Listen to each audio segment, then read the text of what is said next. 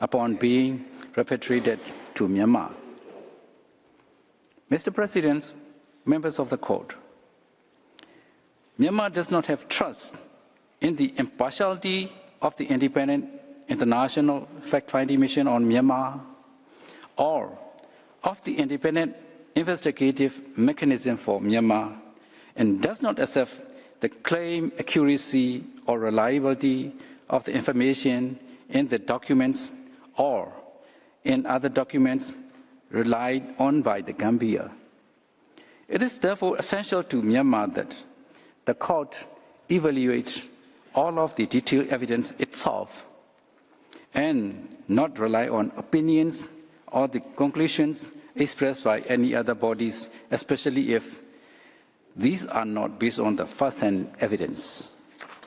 In these proceedings, Myanmar asks the court to do no more than apply the terms of the Genocide Convention as they were so carefully negotiated in 1948 and to follow its own case law, which is now well established. Myanmar respectfully asks the court to look very carefully at all of the evidence in detail and to reach its own judgment of the facts.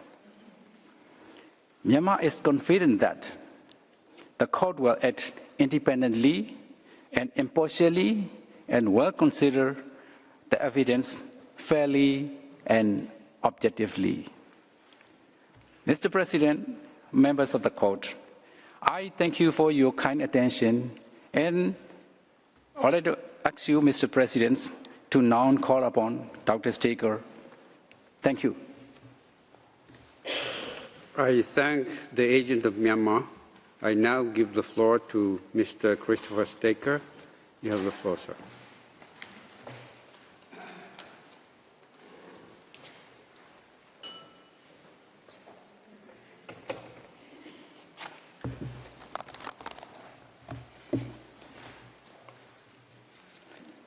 Mr. President, Madam Vice President, members of the court, it's an honor for me to appear before you again.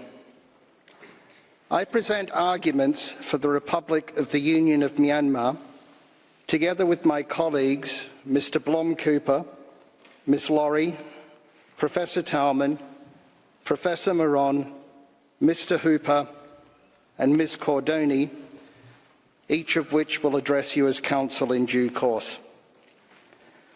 I also acknowledge the invaluable contribution to the work on Myanmar's case of Ms. Diana Ellis, KC, a distinguished advocate at both domestic and international levels who passed away after the closure of the written pleadings. Her wise counsel is sadly missed. Mr. President, members of the court, an accusation of a violation of the Genocide Convention is a matter of the utmost gravity. Such a serious claim demands the most careful attention, and Myanmar trusts that this is what the court will give to this case. Not all accusations are well-founded. Indeed, not all are even made in good faith. A court of law must begin without any preconceptions and must maintain an open mind. Myanmar's written pleadings set out in full its response to the claim of the Gambia. Myanmar appreciates that the written pleadings are lengthy.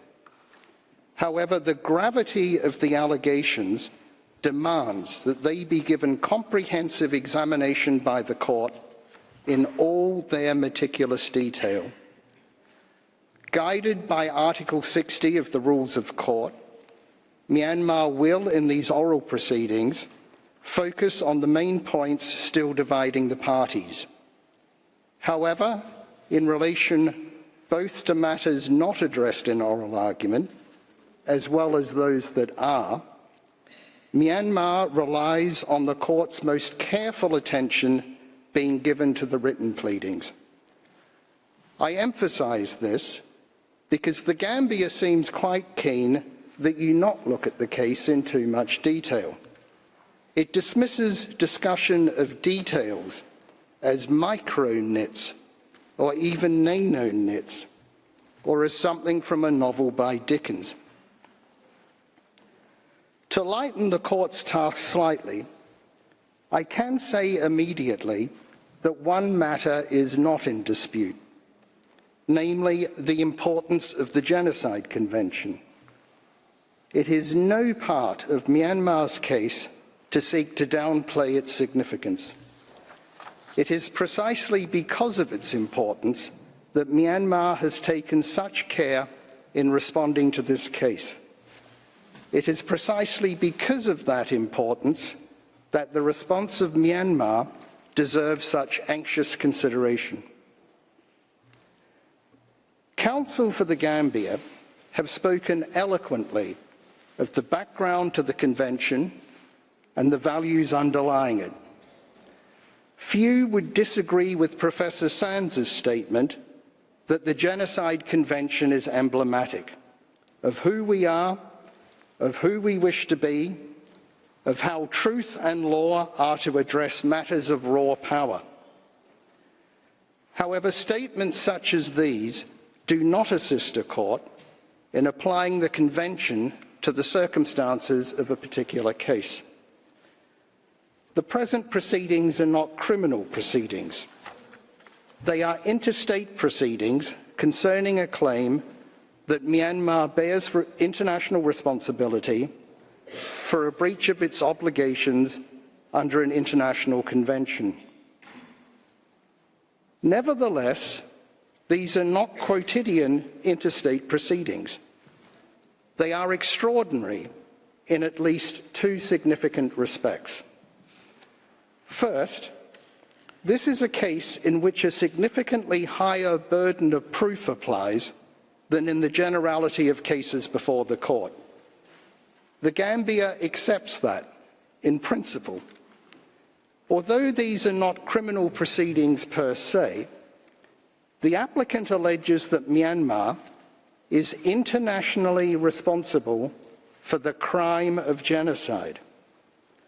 According to settled case law, the standard of proof is effectively the same as the beyond reasonable doubt standard that applies in criminal proceedings before international criminal courts and domestic criminal courts. No higher standard could apply. Secondly, this is the first case in which a state that has not itself been directly affected by the facts of a case brings proceedings on the basis of the common interest of all states parties in ensuring compliance with the Genocide Convention. An applicant acting in the common interests of all states parties must be expected to exercise due care. The Gambia appears to accept this. Mr. Reichler spoke of a particular obligation on Council to be as careful as possible in dealing with the law and the facts accurately and objectively, and to be as helpful as possible to the court in its effort to provide the right answers on the important issues that have been raised. Mr. Jallow claims that the Gambia did exercise due care before bringing this case. It may well be that any compromissory clause in any treaty brings with it the risk of proceedings being brought overzealously or in bad faith, or to pursue agendas unrelated to the treaty. However, that risk is multiplied many times when any state party can bring proceedings against any other without having to be specially affected by the subject matter of the claim. That is all the more so in the case of a treaty with as many participants as the Genocide Convention. The need for due care is obvious. Myanmar itself is one of the states parties to the Convention in whose shared common interest the Gambia is said to be acting. That common interest is, of course, an interest in ensuring compliance with obligations under the Convention, not an interest in upholding every accusation of genocide.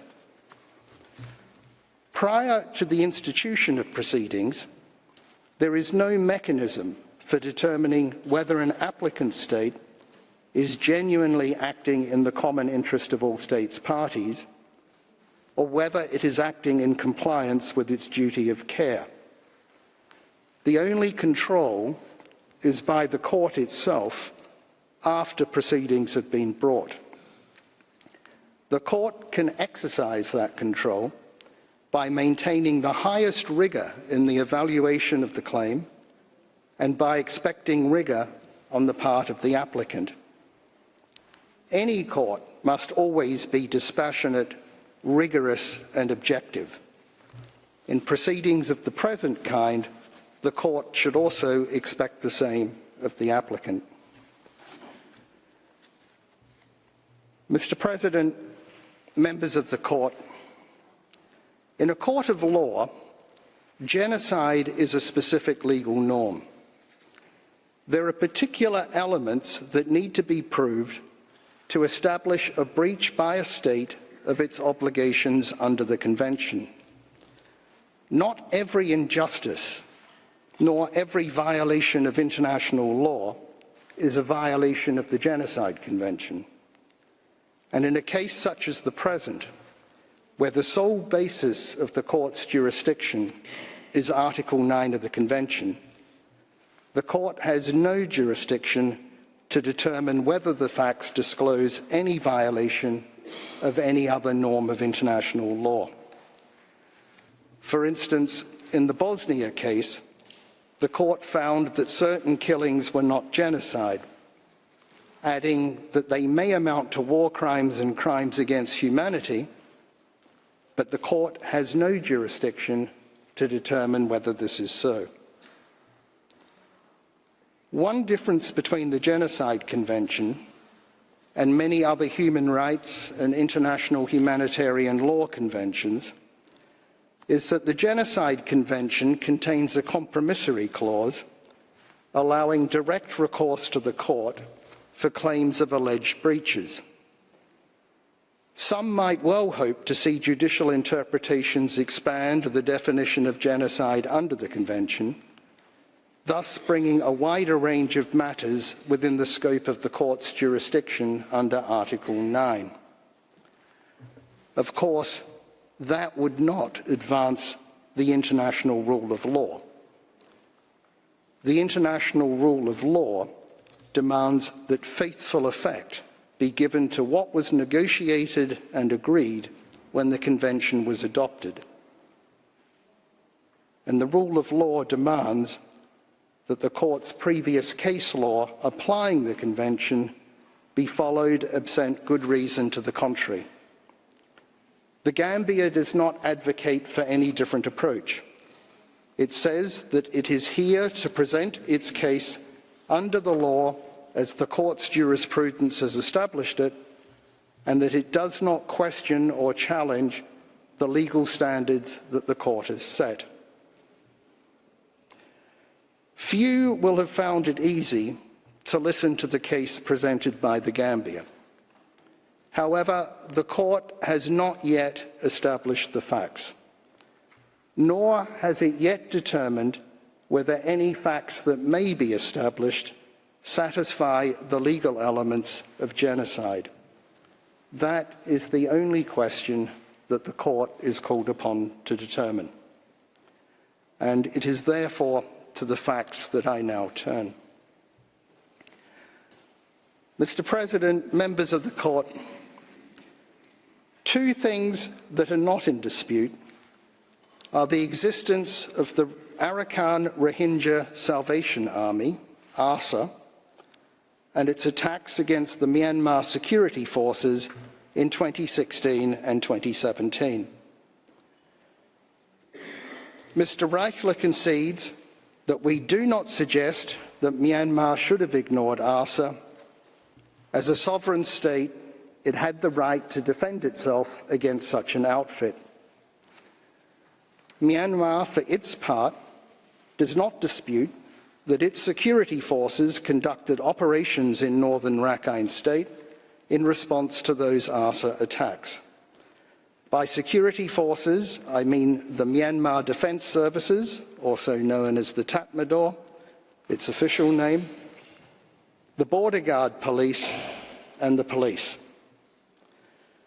The military operations were of a kind known in the Myanmar language as Ne Mie Shin Lin Ye, which means Area Clearance Operation. To anyone unfamiliar with military terminology, the expression Area Clearance Operation or Clearance Operation, or its French equivalent Opération de Nettoyage, the expression may sound shocking. To an uninformed listener, it seems to carry connotations of ridding an area of all of its inhabitants. In fact, it will be seen that the expression is military terminology used in many countries, including the United States and the United Kingdom, to mean a counter-terrorist or counter-insurgency operation. The French equivalent has the same meaning. The Gambia has never disputed this or explained why it consistently puts the expression in quotation marks. To avoid any confusion, Myanmar uses the term counter-terrorism operations in this case. However, despite this, the Gambia's memorial makes almost no reference to ARSA at all. And extracts of documents annexed to its memorial, including significantly the FFM report, on which the Gambia places so very much reliance, omit the pages of those documents dealing with ARSA, thereby giving a distorted picture of events. This is not consistent with its duty to act rigorously and objectively. The duty of objectivity should have required the Gambia, at the very least, to set out all the evidence relating to ARSA's capabilities and activities. It was, at the time, a professional, well-organised and trained group, and had come to wield considerable control and influence in northern Rakhine State. It still exists and is still active, and now also wields considerable control and influence in the camps in Bangladesh, as the court will hear from Ms. Laurie this afternoon. Mr. President, members of the court has before it at present at least 3 different accounts of the facts. The first account is that initially set out by the Gambia in its memorial. This account is pure allegation. As will be seen, it is not supported by the evidence. According to this first account, there was a consistent pattern of conduct following a consistent modus operandi involving mass executions and sexual violence and systematic burning of villages that was repeated in hundreds of villages across northern Rakhine State. The second account is the picture of events that one would have if all of the documents relied on by the Gambia were treated as conclusive proof of what is stated in them. The picture is the following.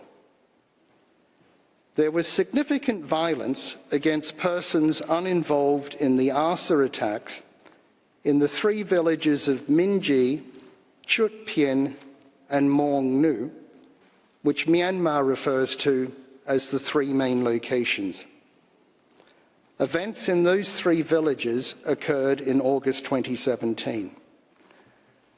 There are 4 other locations, Gudar Pien, Indin, Khotan Kauk and Chain Ka Ali, in which there is evidence of violence against persons uninvolved in the ARSA attacks, but not on the same scale as in the three main locations.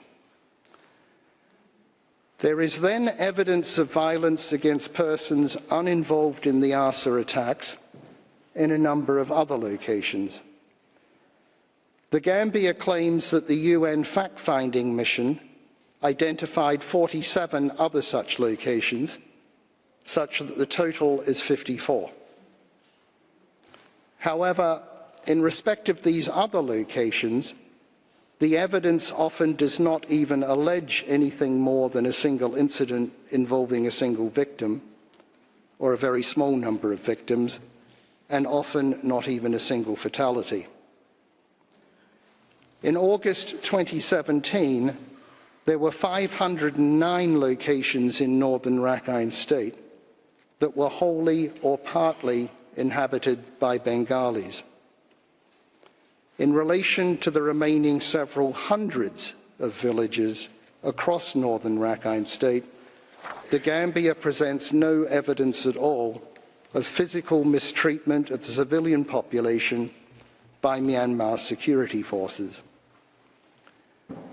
Furthermore, the Gambia's evidence shows that almost all of the operations of the security forces occurred in the 3 days from the 10th to the 12th of October 2016, the 3 days from the 11th to the 13th of November 2016, and the 7 days from the 25th to the 31st of August 2017.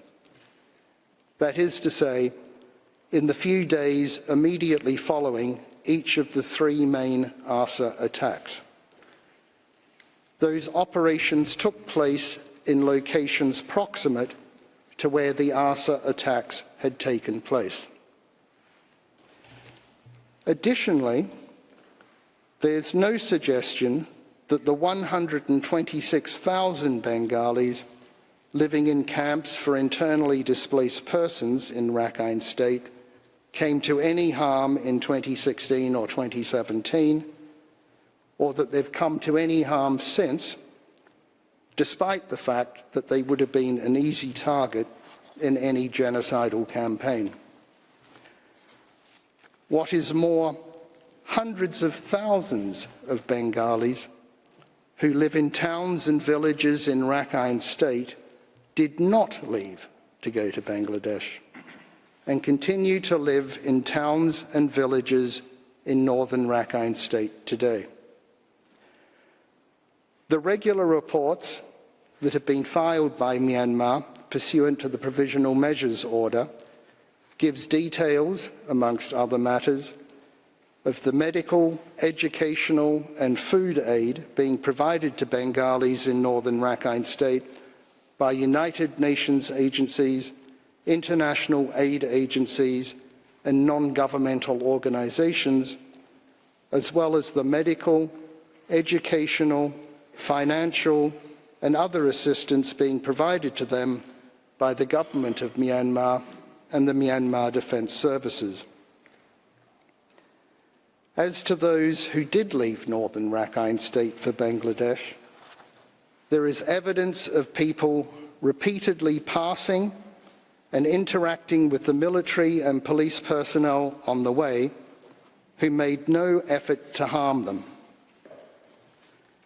Moreover, the Gambia does not dispute that as early as November 2017, 2 months after the August 2017 operations, Myanmar entered into agreements with Bangladesh for the repatriation of those who went to Bangladesh, and Myanmar has since been working actively with Bangladesh, UNHCR and others to begin the repatriation process. The third account of events is the one that the court will decide for itself after it has considered the evidence presented by both parties and has made its own assessment of the evidential weight of each item of evidence. The position of Myanmar is that the evidence presented by the Gambia is not of sufficient evidential weight to establish, to the very high standard of proof applicable in this case, that each of the specific alleged atrocities occurred. That is all the more so if the evidence relied on by the Gambia is considered with the evidence presented by Myanmar. There's no reason why the court should, without more, give preference to the evidence presented by the Gambia to the extent of any inconsistency with Myanmar's evidence.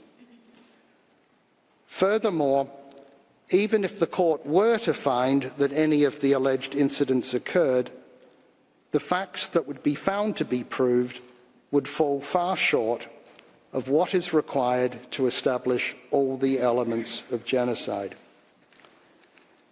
Again, the Gambia has not observed its duty to act rigorously and objectively. It does not set out fairly and objectively all of the evidence as a whole.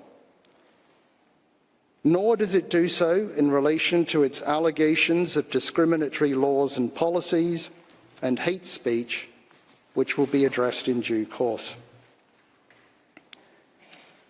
Mr. President, members of the court, aside from the disputed facts, there are important differences between the parties concerning the evaluation of evidence.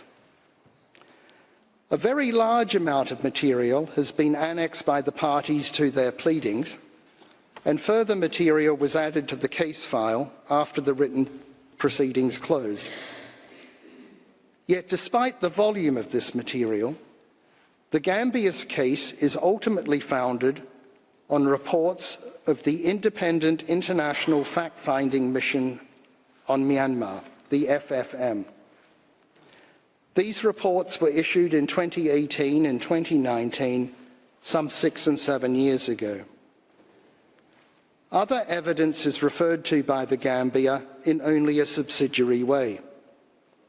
Other evidence is said by the Gambia to be relevant because it is consistent with or corroborates aspects of the FFM reports.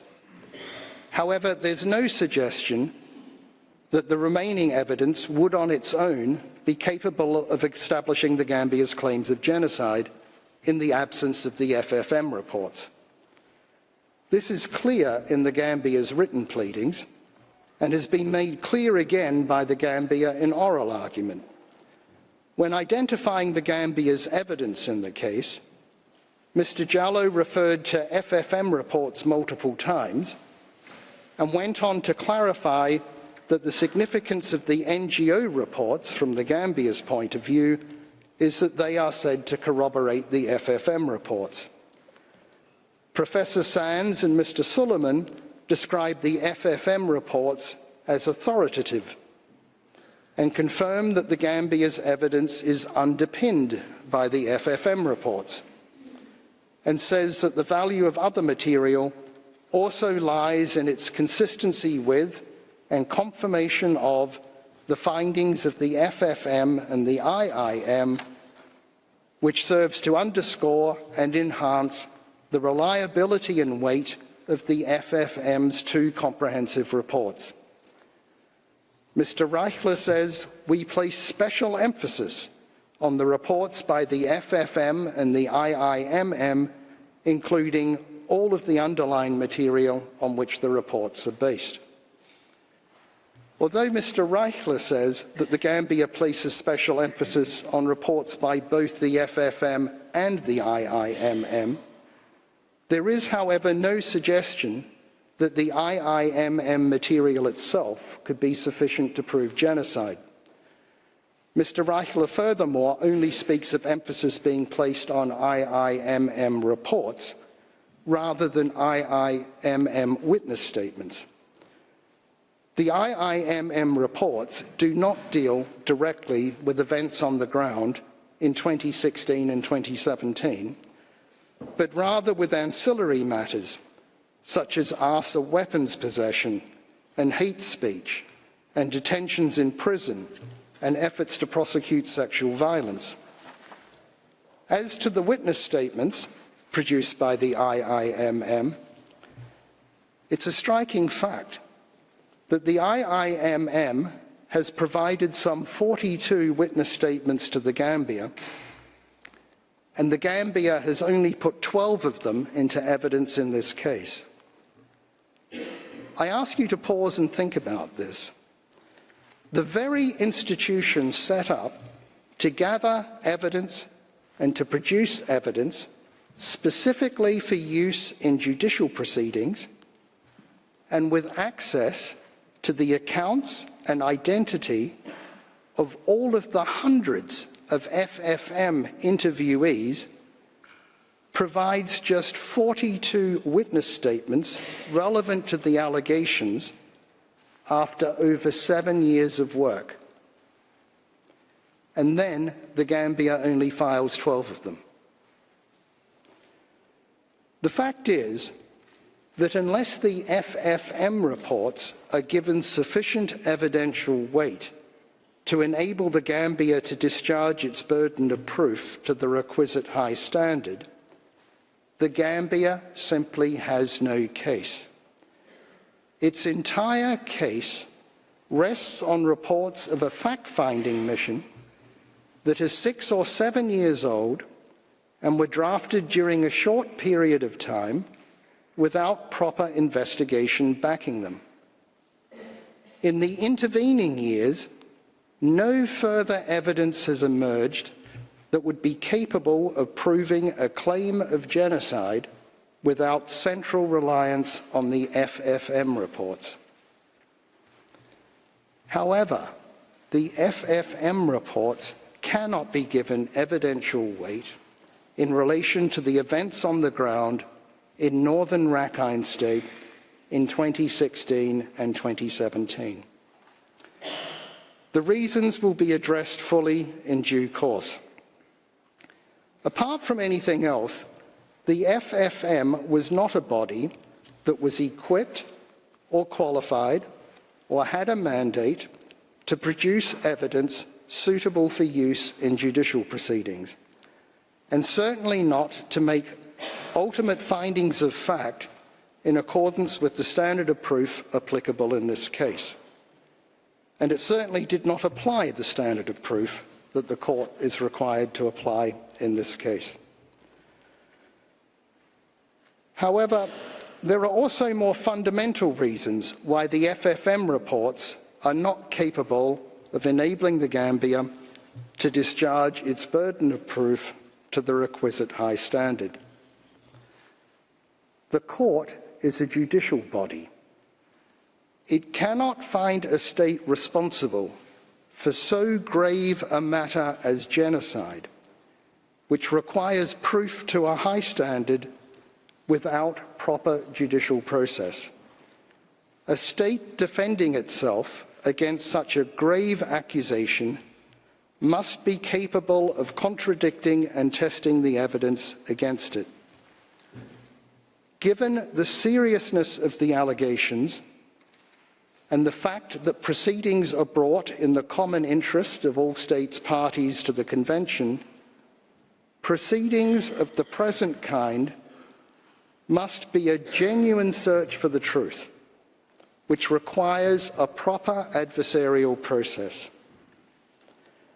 The Gambia says that the court can rely on the FFM reports, quote, to assist in its own determination of the facts. Yet how is the court assisted by the FFM reports in making its own determination of the facts? The FFM reports simply state bare findings of fact and then cite to unidentified persons as the source of that information, or state conclusions of the FFM itself based on those findings of fact.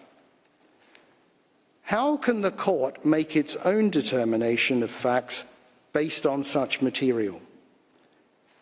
It either accepts the material and rubber stamps it, or it rejects it.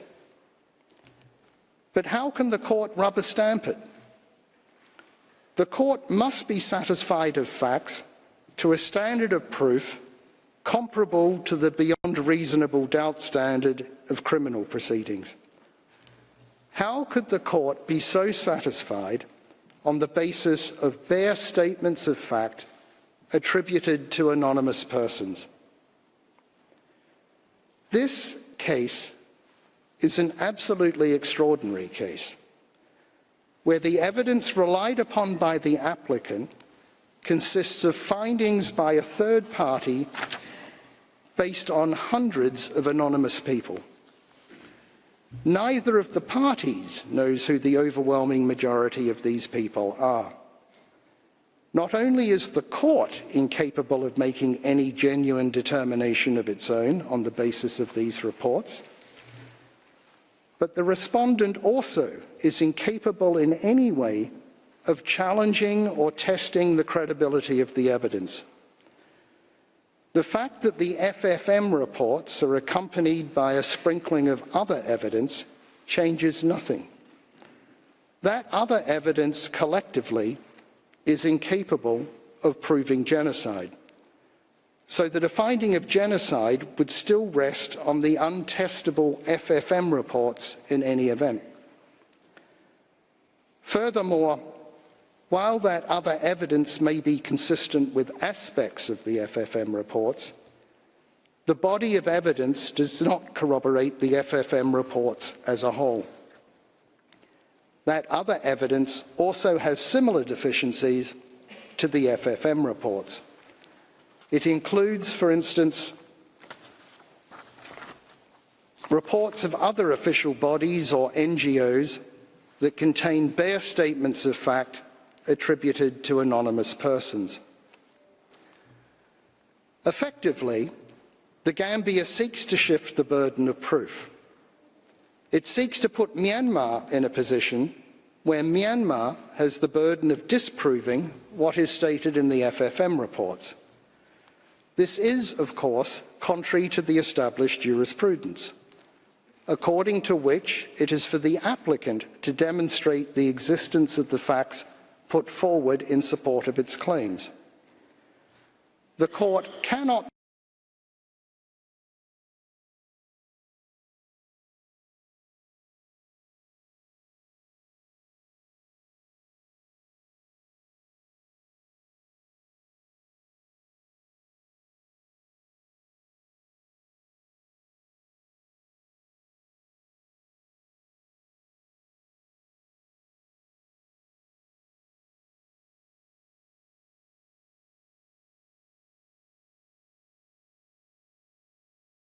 seeks to ridicule this argument.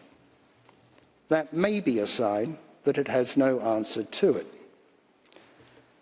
The effect of the Gambia's argument would be to force states to cooperate with bodies that they are under no obligation to cooperate with and have no desire to cooperate with.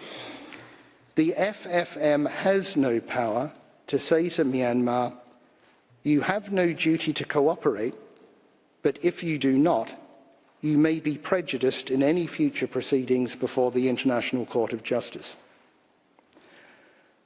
Members of the court, would any municipal court that observes the rule of law convict a person of the gravest crime or find against a defendant in the highest stakes civil case on the basis of a report prepared by a third party that simply states facts attributed to anonymous persons? If any municipal court did that, would that be called a legitimate exercise of its fact-finding responsibility?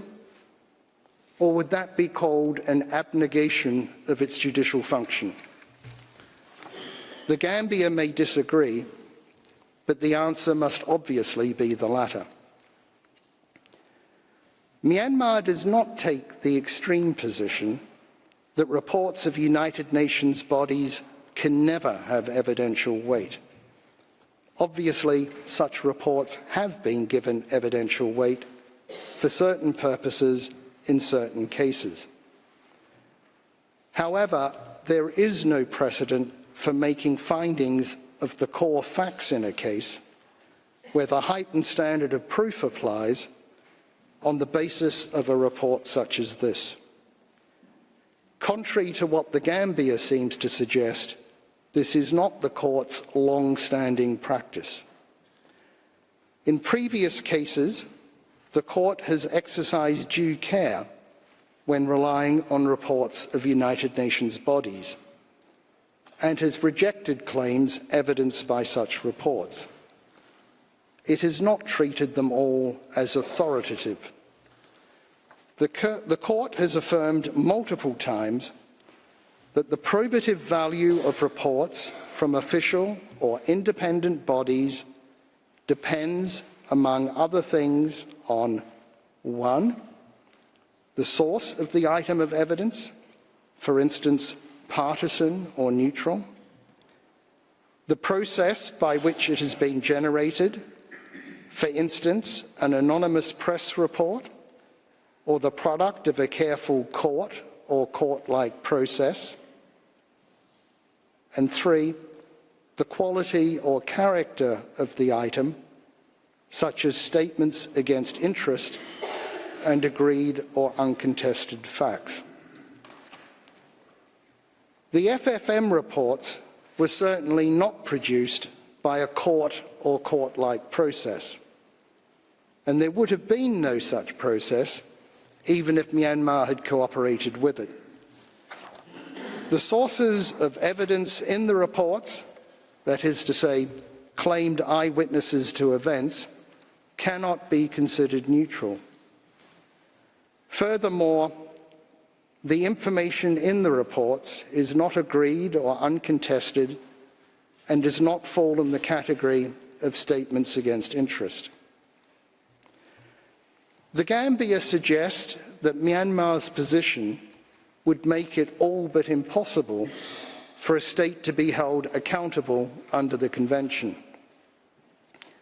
In fact, in some cases, it may well be impossible to hold a state accountable, for instance, because the state is not a party to the Convention, or because the state has made a reservation to Article 9.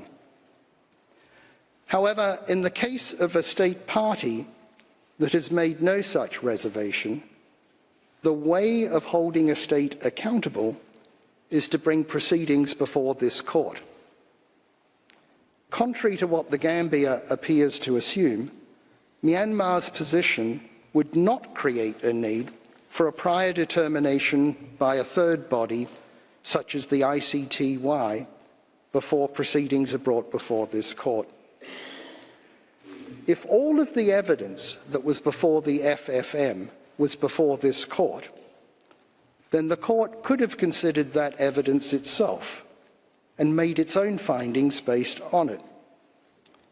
This would not involve importing the rules of the International Criminal Court or other rules of criminal procedure into proceedings before this court, and would not necessarily involve the hearing of oral testimony from every witness.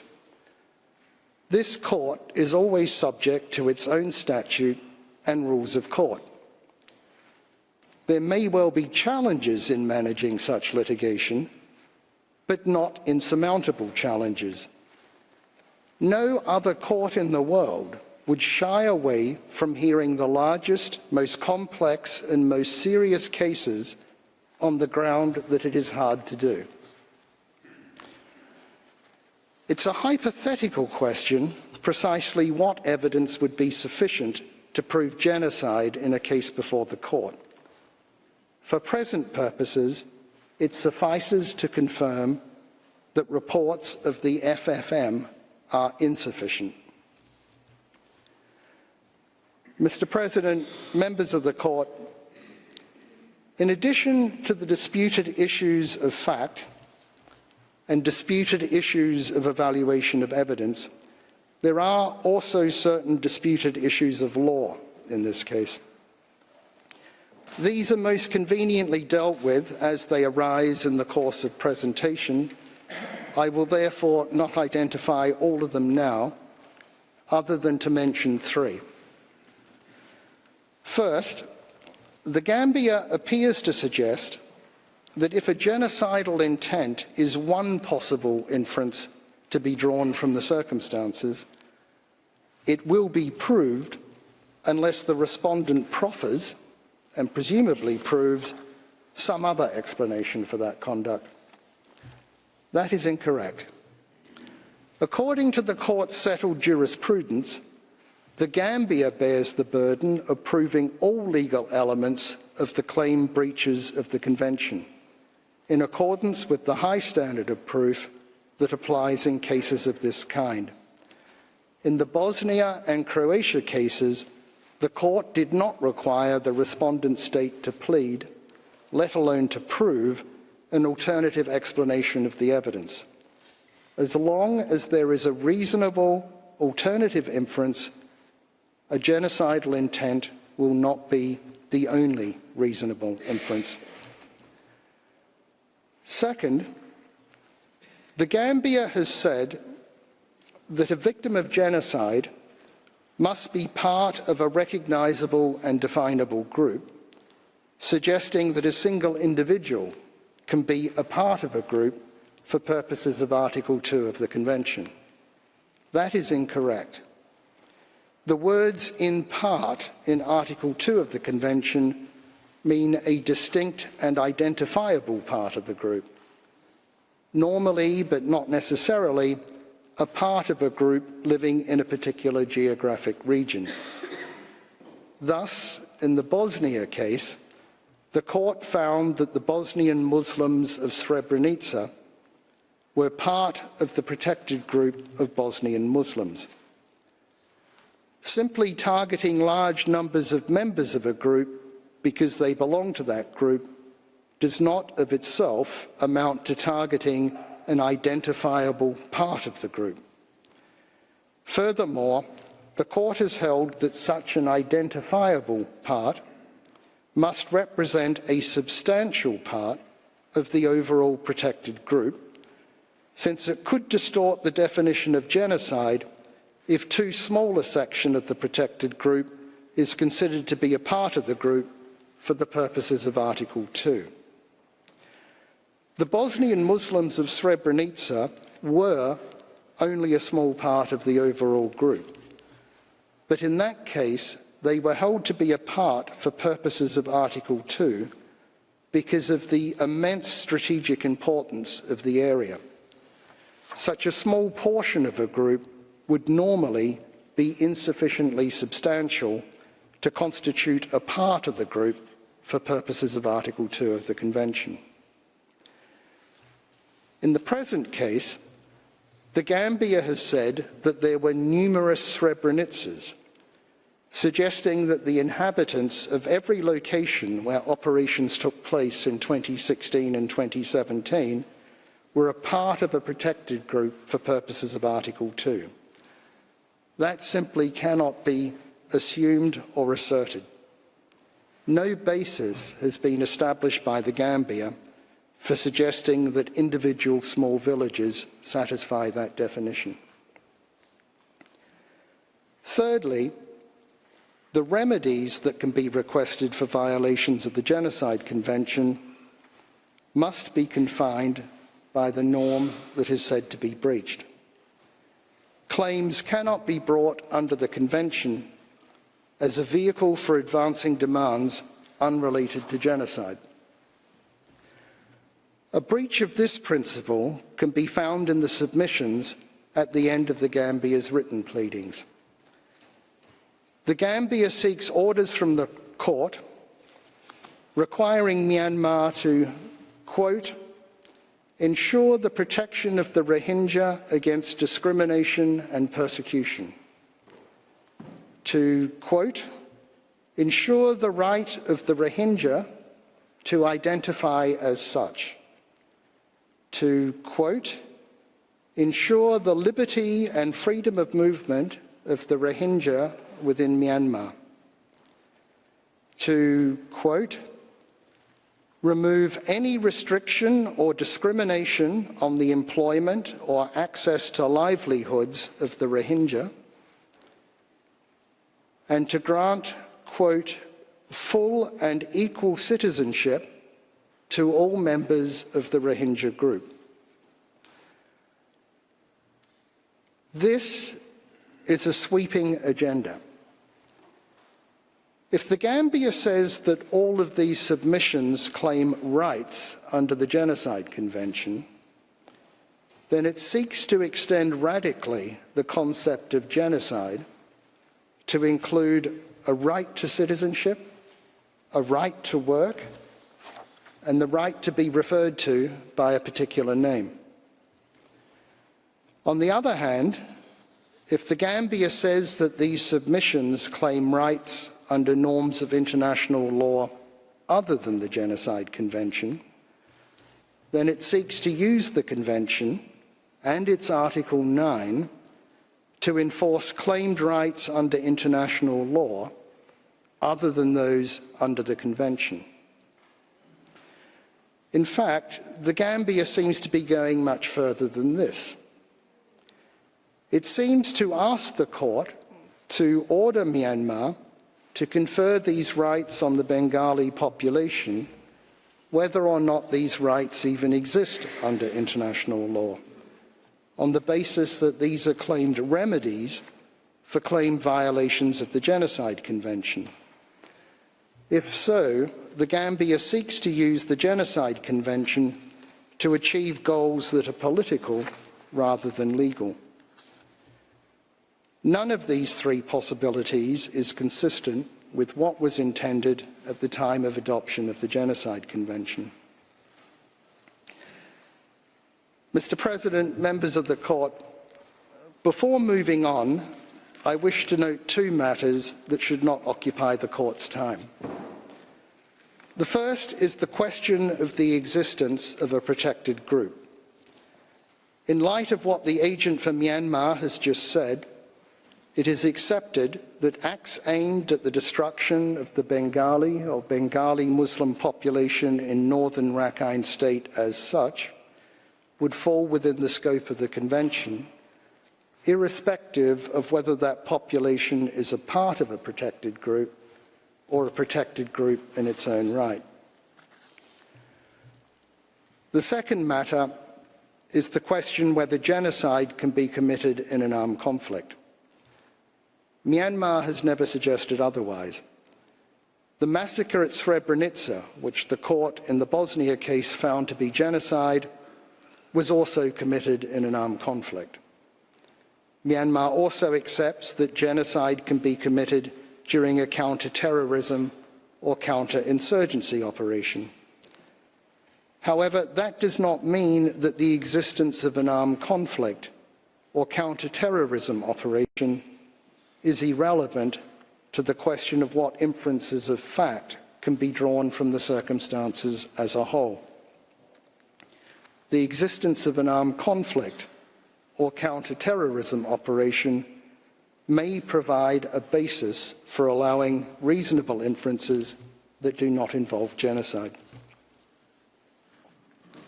Mr. President, members of the Court, that concludes my introduction. To assist the Court, Myanmar's oral arguments will broadly follow the same structure as both of its written pleadings. In each of Myanmar's written pleadings, each chapter has the same title and deals with the same subject matter as the corresponding chapter bearing the same number in the other written pleading. I've just dealt with introductory matters, the subject of Chapter 1 of both written pleadings.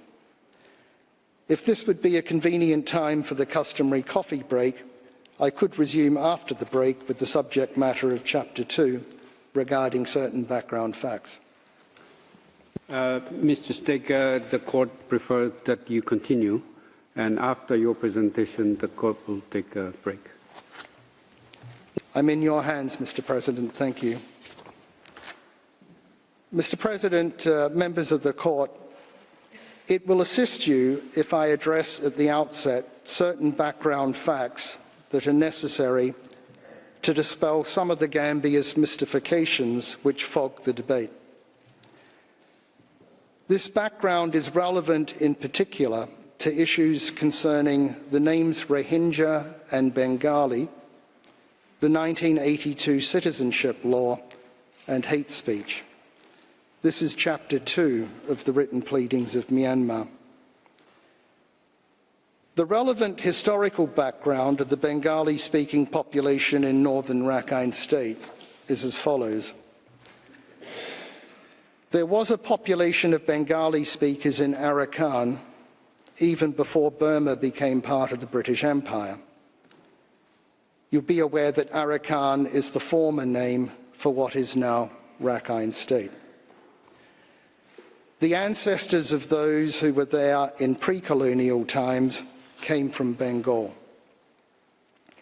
Then, during the British colonial period, there was significant immigration into Arakan from other parts of British India, in particular from the neighbouring Chittagong region of Bengal. The communities originating in these colonial-era immigrations outnumbered the pre-colonial Bengali-speaking communities by about 4 to 1 by 1931, and there is no evidence that they all considered themselves a single community. After Burma's independence, illegal immigration into northern Arakan from neighbouring Pakistan and then Bangladesh was an ongoing problem. During the formation of Bangladesh in 1971, some 100,000 Bengali Muslims moved illegally to Myanmar. During the Second World War, many Bengalis in Arakan fought for the British, while the Burma Independence Army fought for the Japanese. This led to the Alathankyor crisis. Then, following Burma's independence in 1948, a Mujahideen rebellion broke out in northern Arakan with the aim of seceding from Burma. The final Mujahids surrendered in 1961. The background to the name Rohingya is as follows. There is no known reference to the name Rohingya or any variation thereof throughout the entire 124 years of British colonial rule from 1824 to 1948. The name began to be used from the late 1940s by some Bengali Muslims. It has been described as, quote, more of a political label seeking to associate a number of Muslim communities and as being seen, quote, as an activist political identity. It has only been in the last decades that use of the name Rohingya internationally has been more widespread, and even then it did not completely replace the term Bengali.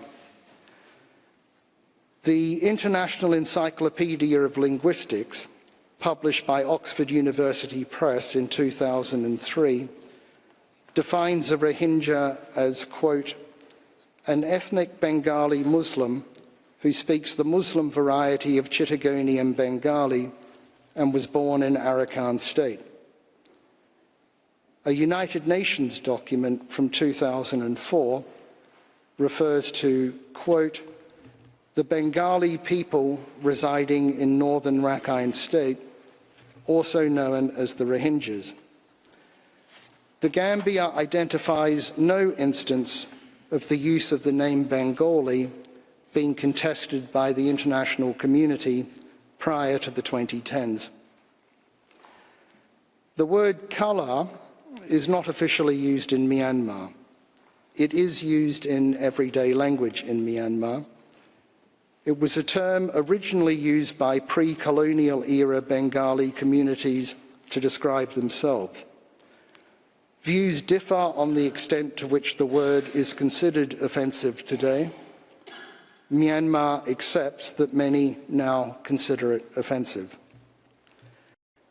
The Gambia has not expressly disputed these facts, which should thus be regarded as proved, indeed undisputed.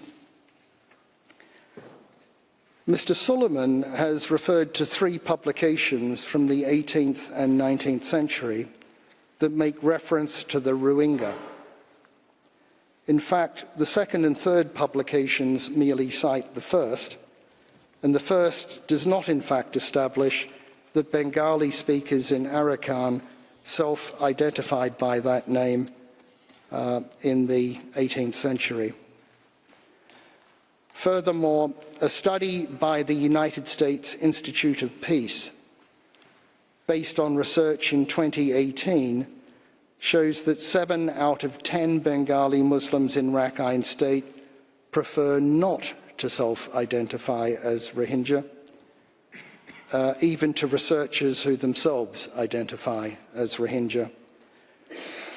The final report of the Inquiry Commission on Sectarian Violence in Rakhine State also suggests that in 2012, a majority did not self-identify by that name, except when pressured to do so by leaders. In the circumstances, the court cannot simply proceed on the basis that a majority of Bengalis in northern Rakhine State do self-identify as Rohingya. In any event, given the uncontested facts I've set out, it's difficult to understand how it could be argued that the official use of the term Bengali rather than Rohingya is somehow evidence of a genocidal intent. Mr. President, members of the court, as to language, the evidence presented by Myanmar indicates that the Chittagonian dialect of Bengali is a continuum of dialects that extends from the north of Chittagong Division in Bangladesh to the south of Rakhine State in Myanmar. There are geographic variations in the way it's spoken within northern Rakhine State itself, as well as variations within Chittagong Division.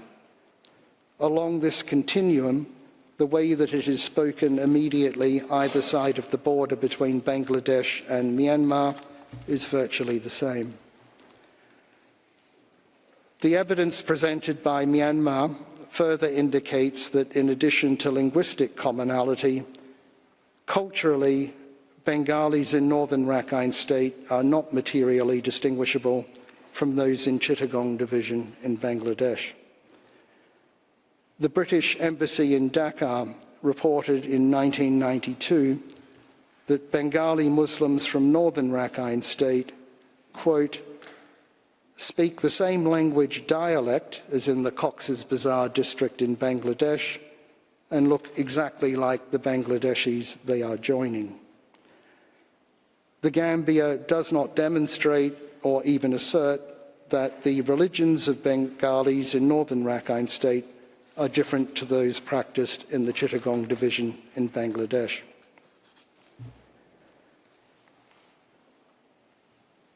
Mr. President, members of the court, I turn finally to the subject of repatriations from Bangladesh.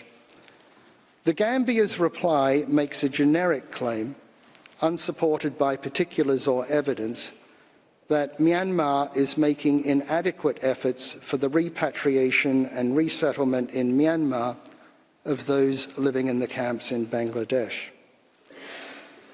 This would be irrelevant even if it were true. Failure to make adequate efforts for repatriation would not be the physical or biological destruction of individuals in those camps, let alone of all Bengalis in northern Rakhine State as such. Nor would it be evidence of an intent to bring about such physical or biological destruction. Nonetheless, details of the efforts made by Myanmar in respect of repatriations are set out in the written pleadings of Myanmar, as well as in the provisional measures reports. The Gambia does not take issue with the detailed facts advanced by Myanmar, but just relies on general statements. The evidence presented by Myanmar is not seriously contested by the Gambia. As recently as July 2025, a resolution of the Human Rights Council urged Myanmar to commence the voluntary, safe, dignified and sustainable repatriation and subsequent reintegration of all forcibly displaced Rohingya Muslims. And the ASEAN Summit has expressed its, quote, support for Myanmar's commitment to the safety and security of all communities in Rakhine State and the safe, dignified, voluntary return of displaced persons. Bangladesh itself expresses eagerness for repatriations to commence. Such calls by the international community are hardly consistent with any genuine belief that Myanmar has committed genocide against this population or continues to do so, as alleged by the Gambia. There are various reasons why no repatriations have taken place so far, including the security situation in Rakhine State. The evidence also includes statements made in a media interview by the then chairman of a standing committee of the Bangladesh National Parliament and former Foreign Minister of Bangladesh, who gives additional reasons. He states that international organisations and some countries block repatriation through various reasons, including by raising the question whether those to be repatriated will be granted citizenship if they return, and that those to be repatriated raise too many demands. He had previously made similar statements when Foreign Minister. Another of the reasons is that ARSA has a pervasive presence in the camps in Bangladesh, where it intimidates and even kills Muslim community leaders who disagree with its aims and views.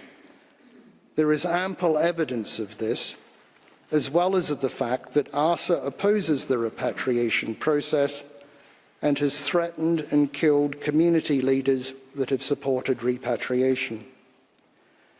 The Gambia gives no clear explanation of how it can even be argued that the lack of any repatriation so far evidences a genocidal intent on the part of Myanmar. Mr. President, members of the Court, that concludes my presentation of Chapter 2 of Myanmar's written pleadings. I thank you for your careful attention. If now would be a convenient moment for the coffee break, I would invite you thereafter to please call on Professor Miron. I thank Mr. Staker. Before I give the floor to the next speaker, the Court will observe a break of 15 minutes. The sitting is suspended.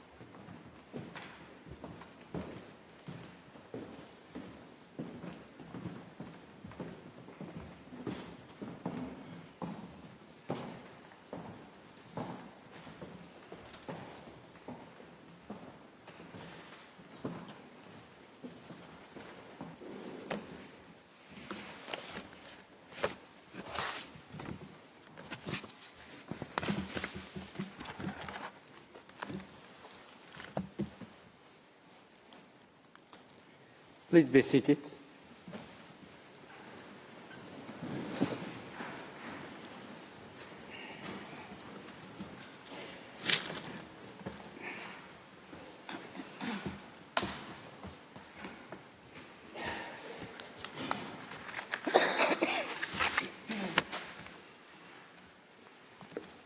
The sitting is resumed. I now give the floor to Professor Alina Miron. You have the floor, madam. Merci, Monsieur le Président. Thank you, Mr. President. Mr. President, members of the court, it is with the specific feeling of the responsibility that falls upon a counsel and advocate that I appear before you today. My task will be to expose the vision of Myanmar regarding the applicable law on the merits of the case. The parties seem to agree on the fact that the 1948 Convention is the law applicable to the merits. Indeed, Gambia had, in its memorial, made scattered references to international customary law. But those references have disappeared from its reply, as they have from their pleadings that we heard this week. One might conclude that its claims are now only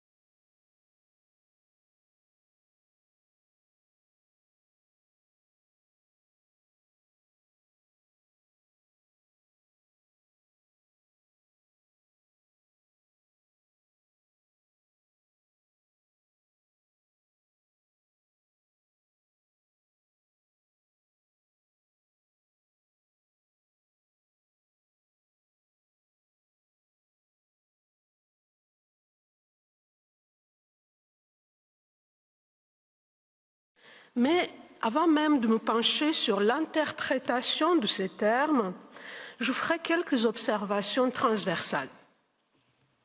La première, il est clairement établi que le régime de la responsabilité individuelle et celui de la responsabilité de l'État pour génocide sont deux institutions distinctes. Pour citer votre arrêt de 2015, la responsabilité de l'État et la responsabilité pénale individuelle obéissent à des régimes juridiques et poursuivent des objectifs différents.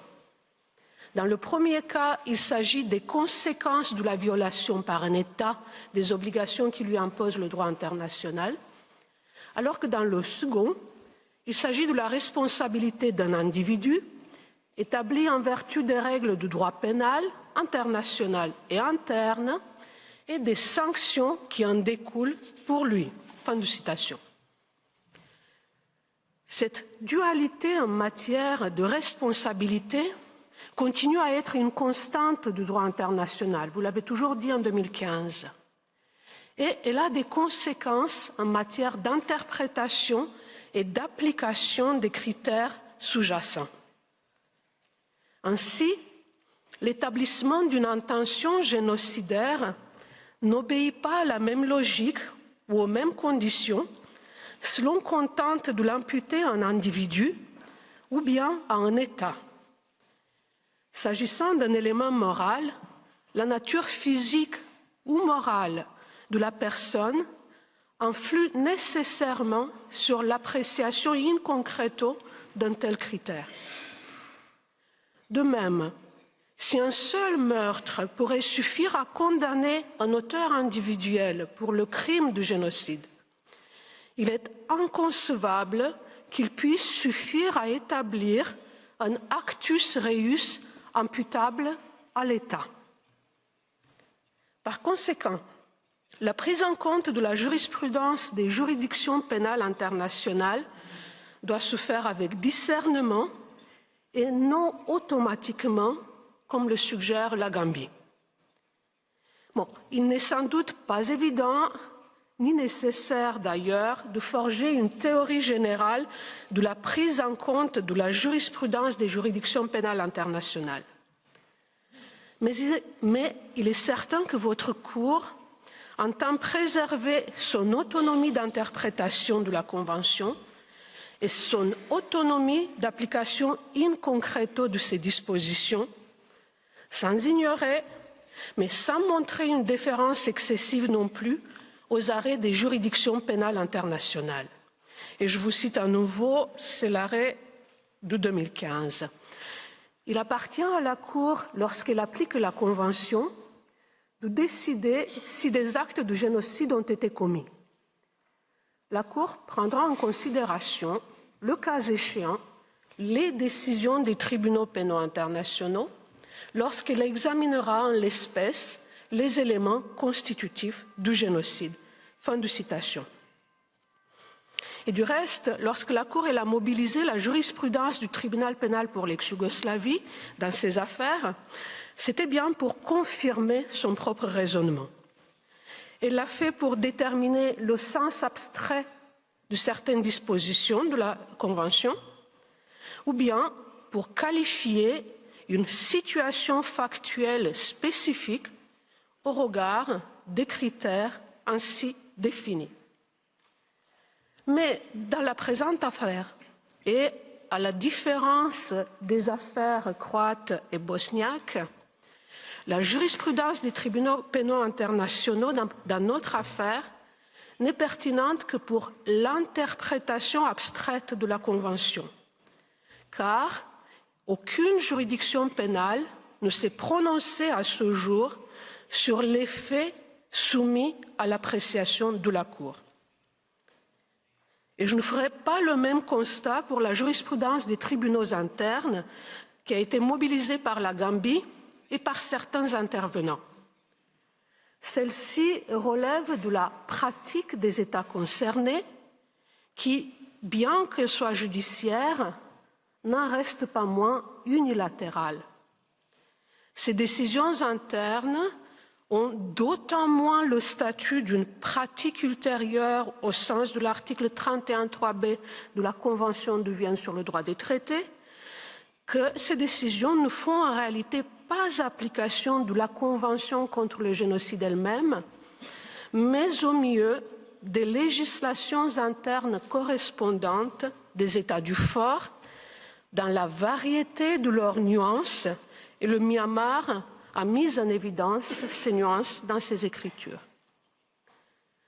Je ne vois dès lors pas à quel titre ces décisions internes pourraient avoir autorité aux yeux de la Cour.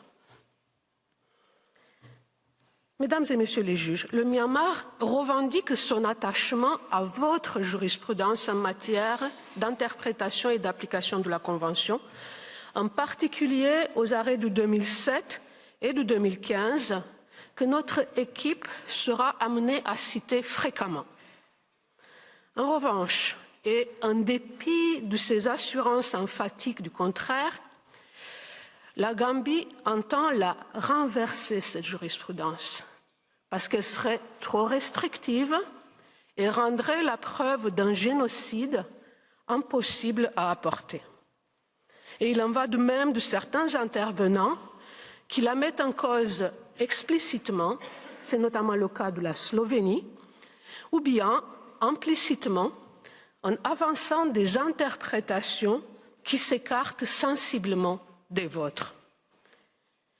La recherche d'un renversement ou, à tout le moins, d'un infléchissement considérable de jurisprudence est flagrante, au moins à 3 égards. Lorsqu'il s'agit de déterminer le contenu et la preuve de dolus specialis, lorsqu'il s'agit de définir la notion même de groupe et lorsqu'il s'agit d'identifier des agissements qui peuvent relever de l'actus reus. Et je le montrerai dans la suite de mon discours. À ce stade, il me paraît important de rappeler deux principes directeurs qui ont guidé l'application par la Cour de la Convention sur le génocide. Le premier est celui de la sécurité juridique. En son nom et en règle générale, la Cour ne s'écarte pas de sa jurisprudence, notamment lorsque des questions comparables à celles qui se posent à elle ont été examinées dans des décisions antérieures, à moins qu'elle n'estime que des raisons très particulières doivent la conduire à le faire. Et c'était une citation de votre arrêt de 2015.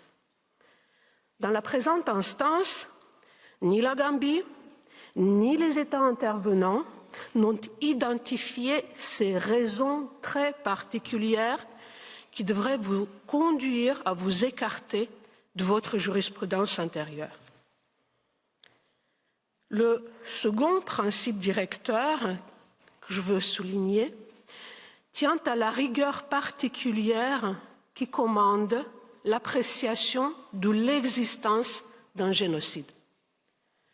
Dans l'arrêt de 2007, vous avez fait vôtre les considérations de la Chambre d'appel du tribunal pour l'ex-Yougoslavie dans l'affaire Krstić, et je les cite.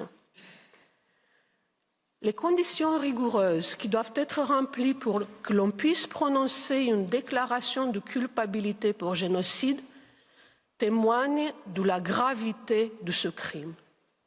Ces conditions, la preuve difficile à apporter d'une intention spécifique et la démonstration que c'était l'ensemble du groupe ou une partie substantielle de celui-ci qui était voué à l'extinction, écartent le risque que des déclarations de culpabilité pour génocide soient prononcées à la légère. Cependant, lorsque ces conditions sont remplies, le droit ne doit pas répugner à désigner le crime commis par son nom. Il en va de même dans la présente affaire. La Cour est appelée à examiner les allégations de la Gambie avec la rigueur qu'impose la gravité de l'accusation portée. Rigueur en matière d'analyse des critères constitutifs d'un génocide. Rigueur en matière d'application aux faits de l'espèce. Et enfin, rigueur en matière de preuves. Mes collègues, maître Christopher Stacker et le professeur Talmont, reviendront sur les deux derniers aspects. Pour ma part, je me pencherai maintenant sur les critères constitutifs du génocide tels qu'ils sont inscrits à l'article 2 de la Convention. Et pour reprendre votre définition bien connue, que la Gambie a également citée lundi, le génocide comporte deux éléments constitutifs. L'élément matériel, soit les actes qui ont été commis ou l'actus reus, et l'élément moral, ou la mens rea. Fin de citation. En partant de ces considérations, je vais examiner dans un premier temps les convergences et divergences entre les parties relatives à l'appréciation du dolus specialis et par la suite celles relatives à l'actus reus, tout en soulignant, et c'est important, à chacune de ces étapes, l'articulation entre les deux éléments constitutifs. Pour ce qui est du dolus specialis, les parties s'accordent à considérer le dolus specialis comme étant la composante propre du génocide qui le distingue d'autres crimes graves. Le chapeau de l'article 2 le définit comme l'intention de détruire en tout ou en partie un groupe national, ethnique, racial ou religieux comme tel. De même, les parties semblent s'accorder sur le fait que l'expression « intention de détruire » renvoie à la volonté de destruction physique ou biologique du groupe, bien qu'en pratique, la Gambie ne tente pas moins d'élargir le spectre de l'actus reus. Mais il est évident que des agissements tels que la destruction de l'identité culturelle d'un groupe, ou encore l'intention de causer la dissolution d'un groupe dans un espace géographique donné, n'équivalent pas à une destruction physique. Dès lors, quand bien même il serait établi, et ce n'est pas le cas en l'espèce, le déplacement forcé d'une population ou même un nettoyage ethnique ne constitue pas en soi un génocide, puisque l'intention qui préside à de telles opérations n'est pas celle de détruire le groupe physiquement ou biologiquement, mais d'en déplacer les membres hors d'un territoire particulier afin de rendre celui-ci ethniquement homogène. À rebours de ce qu'affirme donc la Gambie, l'élément moral du nettoyage ethnique ne peut logiquement coexister avec l'intention génocidaire, coexister en même temps. Puisque le dolus specialis est central dans la définition d'un génocide, la Cour ne se limite pas à l'analyser comme un élément constitutif à part, mais apprécie également l'actus reus à la lumière de cette conception de destruction inscrite au chapeau de cette disposition. Cette démarche a été explicite dans l'affaire du génocide en Croatie. Après avoir rappelé le sens de la notion de destruction du groupe au début du paragraphe 136 de l'arrêt, la Cour a conclu, à la fin de ce même paragraphe, que les notions d'atteinte grave inscrites à la littéra B et de transfert forcé d'enfants de la littéra E devaient être considérées, je cite, comme ne visant que les actes accomplis dans l'intention de parvenir à la destruction physique ou biologique du groupe. Fin de citation. Le concept de destruction physique ou biologique, véhiculé donc par le chapeau, influe sur l'identification de l'actus reus de l'article 2. Les comportements visés sont génocidaires lorsqu'ils sont de nature à détruire un groupe protégé, en tout ou en partie. Il y a donc interdépendance entre les deux éléments constitutifs, bien que la Gambie l'occulte complètement en prétextant l'autonomie analytique des deux éléments. Pourtant, la Cour a insisté d'une manière générale sur cette interdépendance. Je cite à nouveau l'arrêt de 2015. Bien que distincts pour les besoins de l'analyse, ces deux éléments sont liés. La détermination de l'actus reus peut nécessiter un examen de l'intention. En outre, la caractérisation des actes et leur articulation les uns par rapport aux autres peuvent contribuer à la déduction de l'intention. Fin de citation. En essayant d'isoler l'analyse des deux éléments, le professeur Sands n'a cité lundi que le début de cet extrait, although analytically distinct. La suite contredit pourtant l'affirmation de l'autonomie des deux éléments. Partant, la Gambie a aussi tort d'affirmer que l'ampleur des comportements présumés génocidaires est sans incidence pour la constitution d'un génocide. Elle va jusqu'à affirmer que le meurtre d'une personne peut relever de l'article 2 de la Convention.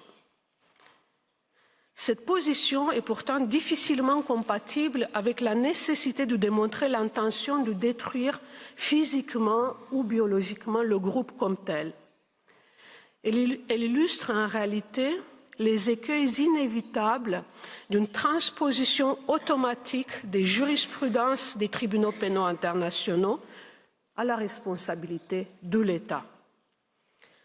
En effet, les arrêts Tolimir du tribunal pénal pour l'ex-Yougoslavie et Nizeimana du tribunal pénal pour le Rwanda, auxquels renvoie la Gambie, concerne l'intention criminelle d'un individu, non pas celle d'un État. Les deux juridictions ont considéré que des individus avaient participé par le nombre limité de meurtres qui pouvaient leur être imputés à une entreprise génocidaire plus large qui avait été précisément identifiée dans d'autres arrêts de ces juridictions. En dépit des efforts de la Gambie de semer la confusion, votre jurisprudence est claire. Pour l'établissement d'un génocide dans le chef d'un État, l'ampleur de la destruction compte. Et ce n'est pas faire preuve de cynisme frivole que de le rappeler. Et je le ferai en citant à nouveau la section de votre arrêt de 2015 qui est intitulée « L'ampleur de la destruction du groupe ». Dans la mesure où c'est le groupe, en tout ou en partie, qui est l'objet de l'intention génocidaire, la Cour considère qu'une telle intention peut difficilement être établie par la commission d'actes isolés. Elle estime qu'en l'absence de preuves directes, il doit exister suffisamment d'actes qui démontrent non seulement l'intention de viser certaines personnes en raison de leur appartenance à un groupe particulier, mais aussi celle de détruire en tout ou en partie le groupe lui-même. Fin de citation. Certes, je ne peux que souscrire à la formule de nos collègues de l'autre côté de la barre. Genocide is not a numbers game. Indeed, it is not a game at all. Mais l'ampleur de la destruction compte. Elle compte pour la détermination du dolus specialis et elle compte pour l'appréciation de l'actus reus. Lorsqu'on cherche à imputer des meurtres ou autres actes génocidaires à un État, il faut un nombre suffisant de victimes, résultat d'une campagne coordonnée et non d'une série d'actes isolés. L'ampleur de la destruction constitue la raison et elle donne la mesure de la gravité exceptionnelle d'un génocide, le crime des crimes.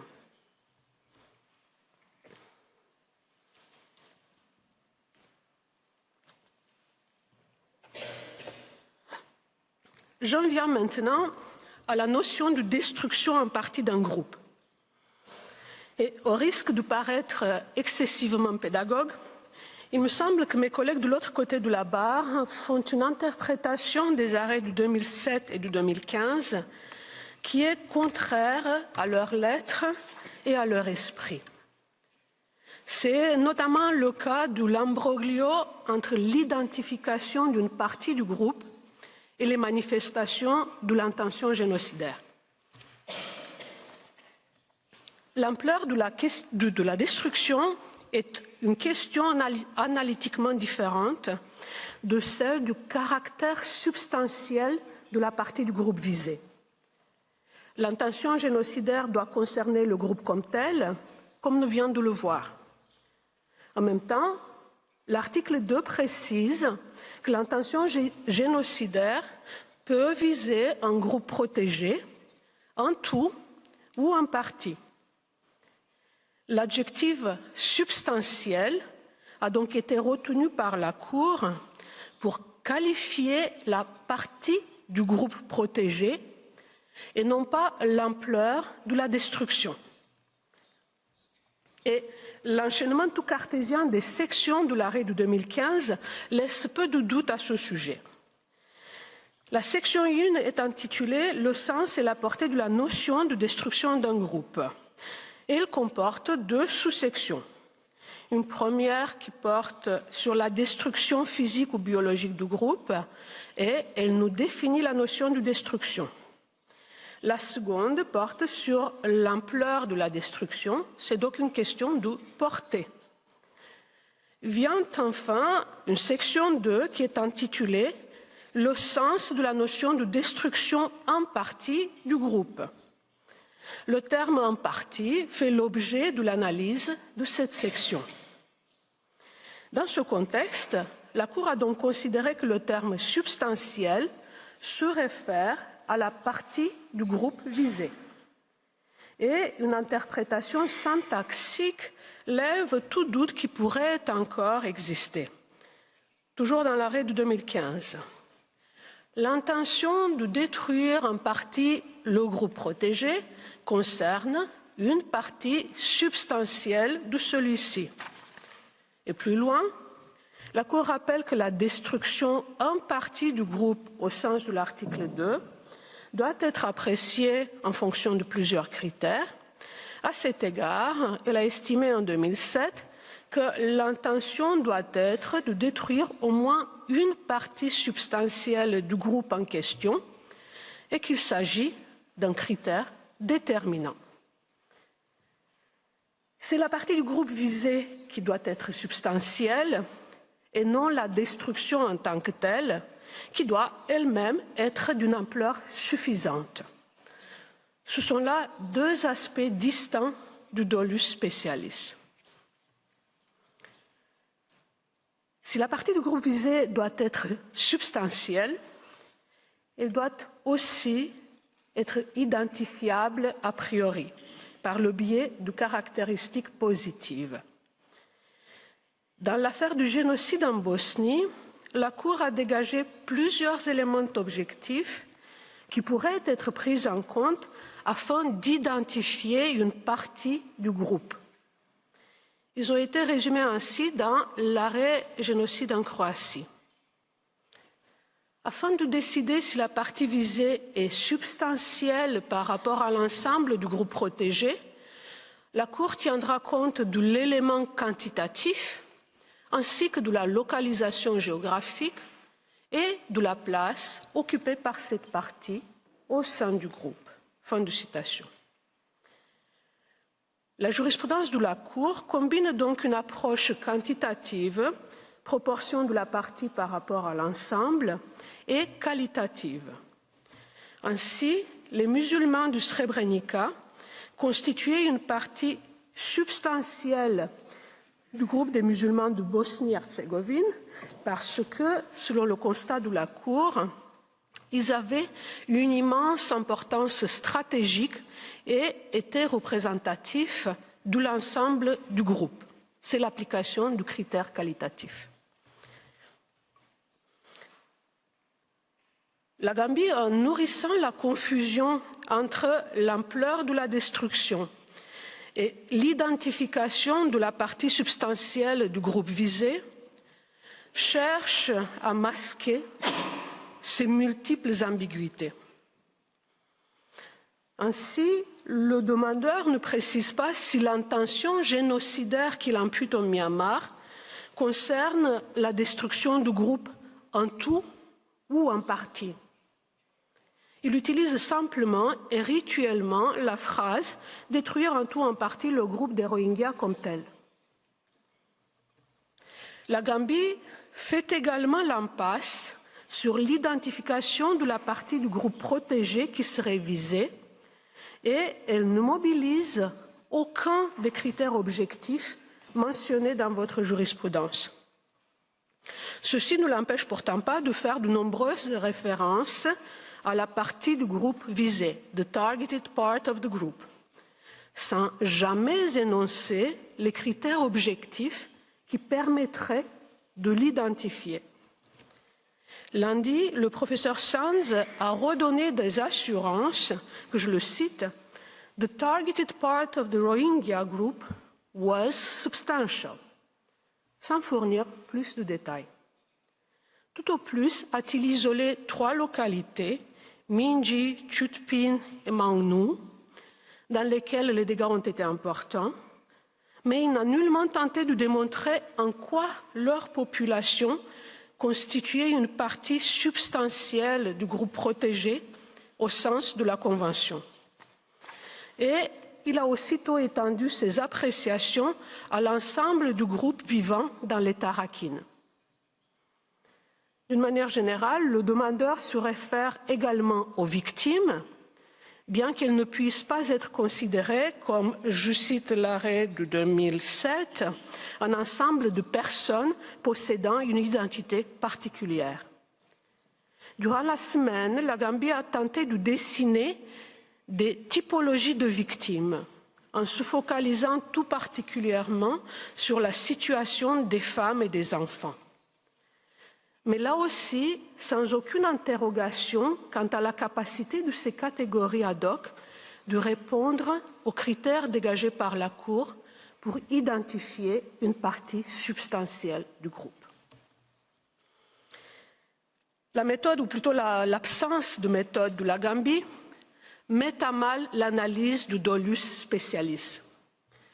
En effet, si c'est l'ensemble du groupe qui est visé, alors la Gambie doit apporter la preuve directe ou indirecte de l'intention de détruire le groupe des Rohingyas de l'État Rakhine, comme elle le définit, dans sa totalité. Et si c'est une partie substantielle du groupe qui est visée, elle doit prouver le dolus specialis à l'encontre de cette partie substantielle. Cette preuve est nécessairement dépendante des circonstances et agissements particuliers qui visent cette partie substantielle. Or, l'absence d'identification par la Gambie de la partie substantielle du groupe prétendument visé fausse tout raisonnement qui tend à prouver un dolus specialis à partir des circonstances. Puis, après la réduction, vient l'expansion. Alors que la Gambie n'identifie pas la partie substantielle du groupe concerné, elle prétend examiner le dolus specialis et l'actus reus en relation à cette partie, avant de conclure à la destruction du groupe dans son ensemble.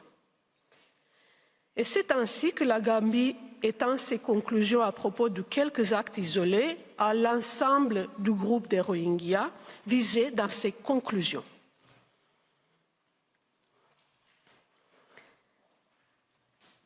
Monsieur le Président, j'en viens maintenant à la manifestation du dolus specialis, qui est sans doute l'une des questions juridiques les plus clivantes de la présente affaire.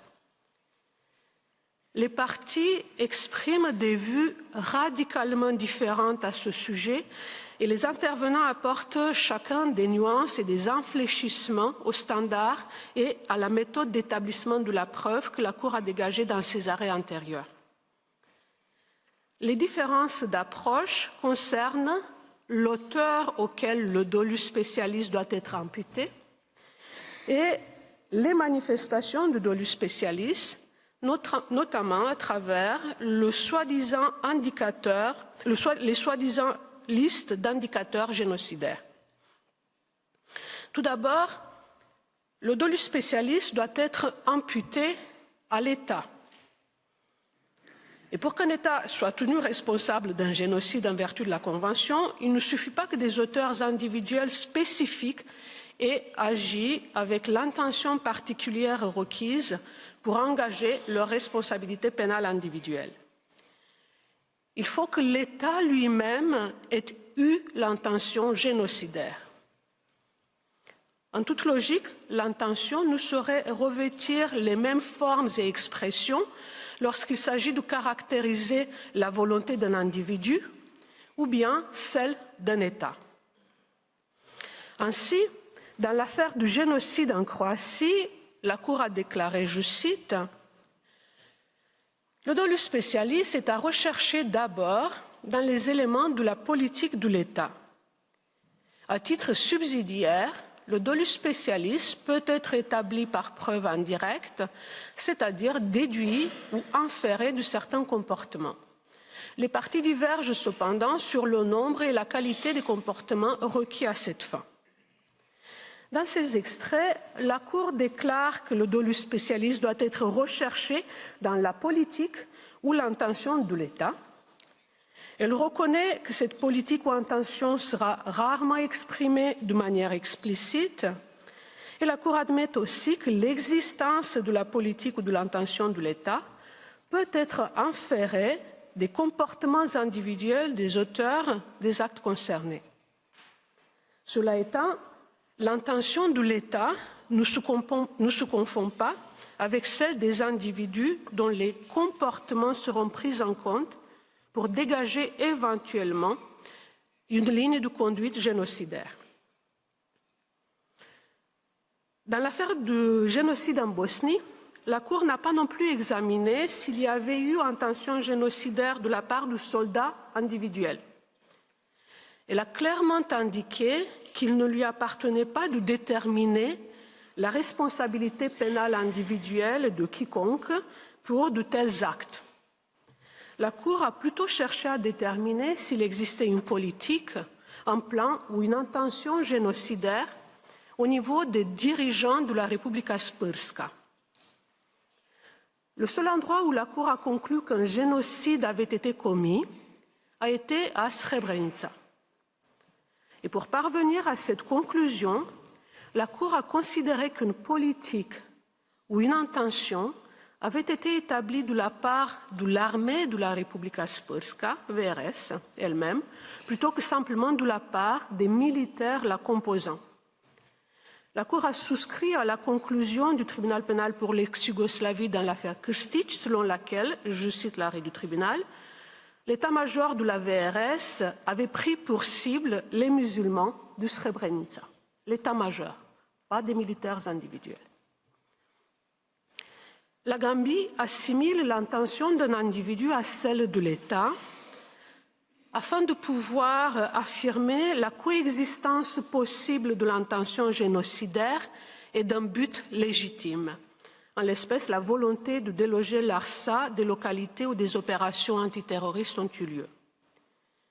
Pour ce faire, elle renvoie sans discernement à des jurisprudences pénales qui se réfèrent au mobile ou motif personnel de l'individu, comme, je la cite, la perspective d'un profit économique personnel, d'avantages politiques ou d'une certaine forme de pouvoir. Fin de citation.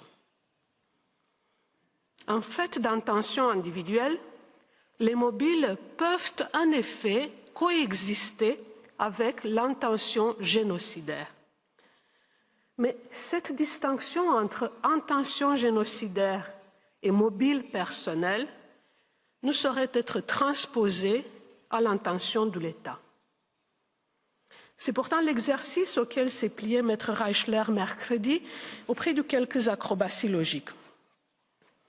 En concevant que le mobile est une notion éminemment personnelle et individuelle, il nous a dit que, je le cite, « The motives of its senior officials may also be personal or political and may include, for example, to defeat an insurgent force such as ARSA. » Ainsi, la Tatmadaw et les forces de police du Myanmar seraient devenus un outil au service d'une poignée de hauts responsables militaires et les opérations de 2016 et de 2017 à l'encontre de l'ARSA, une manœuvre politicienne. Sur quel fondement se livre-t-il à de telles spéculations? On ne saurait le dire. Et Maître Reichler de continuer, je le cite à nouveau, « The Tatmadaw's putative motive and specific intent were complementary. The ostensible object of defeating ARSA was pursued by means of a deliberate destruction of the Rohingya group. » Fin de citation. Avec toute l'estime que j'ai pour l'un des ténors du baron invisible, c'est comme dire qu'un État a décidé de résoudre le problème des embouteillages dans une ville en supprimant la population de celle-ci. Sur le plan théorique, l'argument ne me paraît pas raisonnable. Monsieur le Président, ceci m'amène à dire quelques mots de la preuve par inférence et de la théorie des facteurs ou indicateurs génocidaires. Selon l'arrêt génocide en Bosnie, que je cite, le dolu spécialiste doit être établi en référence à des circonstances précises, à moins, pour qu'une ligne de conduite puisse être admise en tant que preuve d'une telle intention, elle devrait être telle qu'elle ne puisse qu'en dénoter l'existence. Là aussi, notre interprétation et celle de la Gambie divergent sensiblement. Selon nos contradicteurs, la preuve indirecte, par inférence, peut se faire par deux méthodes alternatives, nous disent-ils. Des circonstances précises ou bien une ligne de conduite systématique étayant une volonté de destruction. Rien ne permet cependant de considérer que la Cour a promu deux méthodes alternatives. Et si l'extrait de l'arrêt Bosnie sur vos écrans n'était pas limpide, celui de 2015 est venu apporter là aussi des clarifications utiles au paragraphe 145, tout en reprenant ce paragraphe 373 de Bosnie. Il convient de clarifier, dit la Cour en 2015, le processus par lequel une telle intention peut être inférée du comportement individuel des auteurs des actes envisagés à l'article 2. Les parties admettent que l'intention puisse être déduite d'une ligne de conduite, mais elles sont en désaccord sur la manière de caractériser cette ligne et sur le critère à l'aune duquel la Cour doit en apprécier l'existence. Les circonstances de l'arrêt Bosnie sont celles qui permettent de déceler une ligne de conduite dans les comportements individuels des auteurs des comportements génocidaires. Les circonstances ne sont pas des caractéristiques intrinsèques de certains comportements topiques, comme le suggèrent nos contradicteurs, lorsqu'ils se réfèrent avec insistance à la brutalité alléguée des opérations militaires ou encore à la perversité ayant accompagné des actes allégués de violence sexuelle. En effet, le fait même de donner une signification génocidaire à des actes isolés, à les supposer établis que votre non, serait contraire au principe selon lequel la preuve par inférence ne saurait résulter d'actes isolés, mais au mieux d'une ligne de conduite systématique. Et ce sont les circonstances, l'ensemble des circonstances qui permettent à la Cour d'y lire éventuellement une intention génocidaire dans le chef d'un État.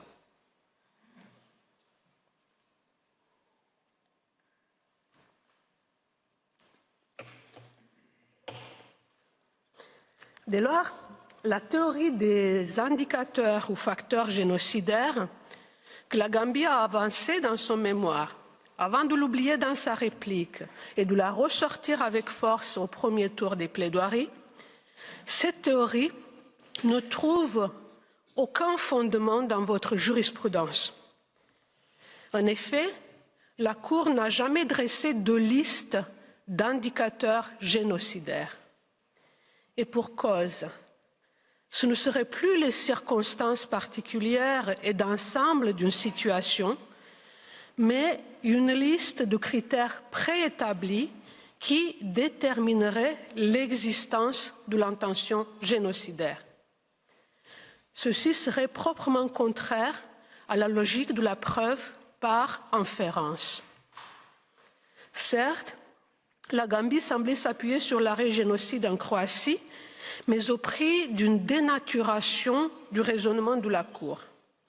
Pour rappel, dans cette affaire, la Croatie avait proposé une série de 17 critères qui, pris individuellement ou ensemble, pourraient, selon elle, conduire la Cour à conclure qu'il existait une politique systématique consistant à prendre les Croates pour cible en vue de les éliminer des régions concernées. En répondant à cet argument de la Croatie, la Cour en a retenu et examiné successivement 5. Ces critères ont été rappelés par Maître Reichler lundi, bien que d'une manière partielle, car il n'en compta que 4. Mais cela n'a au fond aucune importance, car ces facteurs n'ont pas été considérés comme décisifs par la Cour. Tout d'abord, la Cour ne les a pas examinés comme des facteurs génocidaires autonomes, mais pour déterminer l'existence d'une ligne de conduite systématique. Ensuite, avant de pouvoir se prononcer sur l'existence du dolus specialis, la Cour a poursuivi son examen du contexte des attaques et des opportunités de destruction. Le contexte a été utilisé par la Cour pour déterminer le but poursuivi par l'armée serbe, le but des attaques systématiques contre les régions peuplées par Croates et des déplacements forcés. Le but, la Cour a trouvé, était soit de rendre les territoires ethniquement homogènes, soit de punir les populations. Le but n'était pas génocidaire. De son côté, l'opportunité, et je suis d'accord avec le professeur Sanz que le terme est malheureux, l'opportunité visait à mettre à l'épreuve des faits l'allégation du caractère systématique des faits. Et elle tente à établir, la Cour, si les forces armées ont profité des occasions de détruire le groupe lorsqu'elles en avaient le contrôle physique. La réponse négative a été importante pour exclure le dolus specialis. Au final, la Cour est donc revenue au standard de la seule conclusion raisonnable. Dans cette affaire croate, la théorie des indicateurs génocidaires n'a rencontré donc aucun succès auprès de la Cour, alors même qu'elle lui fournissait un raccourci facile pour contourner les difficultés d'une appréciation du dolus specialis à la lumière de l'ensemble des circonstances.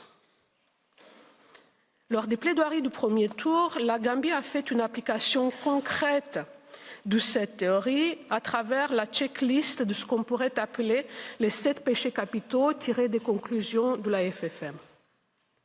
Ces 7 péchés capitaux renvoient-ils à des caractéristiques propres au génocide ou sont-ils le lot terrible d'autres crimes internationaux? Je pense que la réponse est évidente. Ces indicateurs du FFM s'inspirent largement des 17 critères proposés par la Croatie. Or, bien que la Gambie affirme que les indicateurs du FFM sont solidement ancrés dans la jurisprudence, en réalité, plusieurs d'entre eux ont été simplement écartés par la Cour comme étant non pertinents en 2015.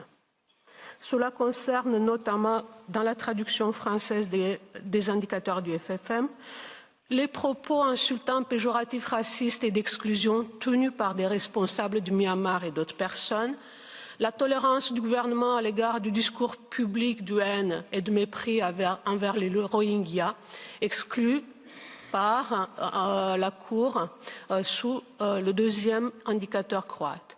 Elle a également exclu l'existence de plans et de politiques discriminatoires. Et la Cour a aussi exclu le manquement de l'État à son obligation d'enquêter et de poursuivre les violations comme étant des facteurs pertinents pour déterminer une ligne de conduite systématique. Mesdames et Messieurs les juges, ces indicateurs génocidaires ne sont que l'illustration de la loi du marteau, selon laquelle il est tentant, si le seul outil dont vous disposez est un marteau, de tout considérer comme un clou. De même, lorsque la qualification du génocide est la seule qui fournit une base de compétences judiciaires, il peut être tentant de qualifier d'indicateurs génocidaires les détails qu'on croit percevoir dans une situation donnée. Monsieur le Président, je pense que le standard pour établir le dolus specialis demeure indubitablement celui de la seule conclusion raisonnable. L'existence d'une intention génocidaire doit être l'unique explication raisonnable d'une ligne de conduite trouvée par la Cour. Le professeur Talmont y reviendra cet après-midi. Je voudrais toutefois souligner qu'en tentant d'imposer dans le débat une liste de facteurs génocidaires, la Gambie cherche à créer une présomption de dolus specialis. L'effort est visible dans sa démarche de plaidoirie.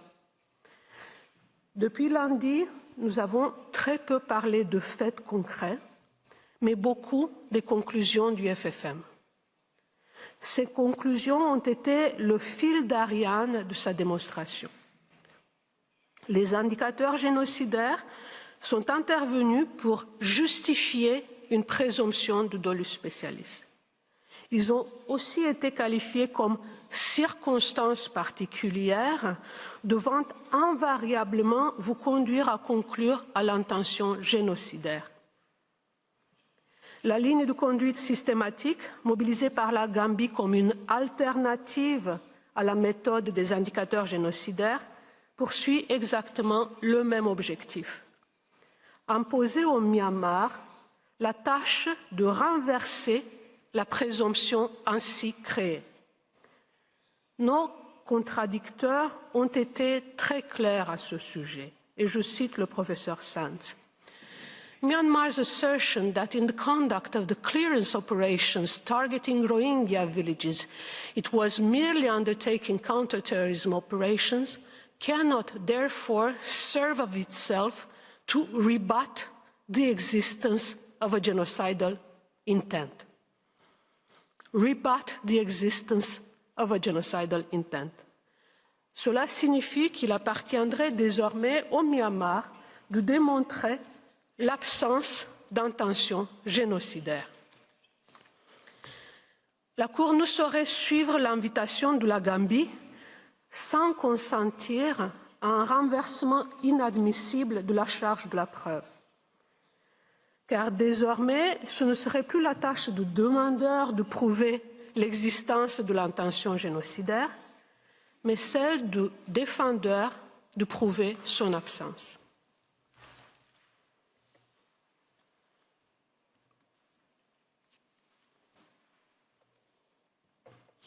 J'en viens enfin au dernier point de ma présentation qui concerne l'actus reus et je serai plus rapide. Les seuls actes qui peuvent relever de l'élément matériel du génocide sont ceux énumérés aux alinéas A à E de l'article 2 de la Convention. La liste est exhaustive, ce dont la Gambie convient en principe. Mais en pratique, elle essaye cependant d'en élargir la portée en traitant longuement de comportements allégués qui ne sauraient relever de l'actus reus. Il en va en particulier ainsi des lois et pratiques prétendument discriminatoires et des discours de haine. Il n'est pas clair si la Gambie considère ces comportements allégués comme constitutifs de l'actus reus. Elle affirme pour sûr qu'ils peuvent au moins contribuer à établir la preuve du dolus specialis. Pourtant, dans Croatie, la Cour ne les a pas considérés comme un des facteurs pertinents à examiner. Et je rappelle un autre désaccord majeur entre les parties sur l'actus reus que j'ai déjà mis en évidence au début de mon discours. Au rebours de la Gambie, le Myanmar considère que chacun des éléments matériels identifiés dans cette disposition doit être lu à la lumière du dolus specialis du chapeau. Il doit donc être de nature à entraîner la destruction du groupe protégé, en tout ou en partie. Les éléments matériels doivent donc revêtir un certain degré de gravité et une certaine ampleur. Là aussi, la jurisprudence de la Cour est très claire à ce sujet. Je cite de nouveau Croatie. Les actes énumérés à l'article 2 de la Convention sont incriminés dans la mesure où ils sont dirigés contre les membres du groupe protégé et traduisent l'intention de le détruire en tout ou en partie. Fin de citation. Au bénéfice de ces considérations transversales, je ferai quelques remarques cursives à propos de chacun des éléments matériels invoqués dans la présente affaire. Pour ce qui est du meurtre des membres du groupe de la littéra A, les parties conviennent qu'il vise uniquement le meurtre intentionnel ou délibéré, donc l'acte consistant à tuer intentionnellement des membres du groupe protégé. Mais la Gambie refuse la conséquence logique de ce principe. L'homicide légitime d'insurgés ou de terroristes au cours d'un conflit armé ou d'une opération de maintien de l'ordre n'est pas un meurtre au sens de la Convention. Les pertes civiles qui n'ont pas été provoquées de propos délibérés ne sont pas non plus des meurtres au sens de la Convention. Puis, un meurtre au sens de cette disposition doit contribuer à la destruction du groupe protégé. Ceci résulte non seulement de l'interaction entre le dolus spécialiste du chapeau et les éléments matériels énumérés, mais aussi du texte même de la littéra qui inclut uniquement le meurtre des membres du groupe.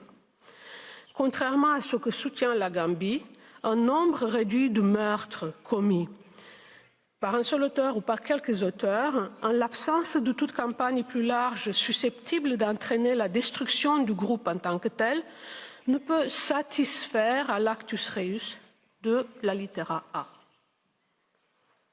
Pour la littéra B, les atteintes graves à l'intégrité physique et mentale doivent être, elles aussi, de nature à contribuer à la destruction physique ou biologique du groupe, en tout ou en partie.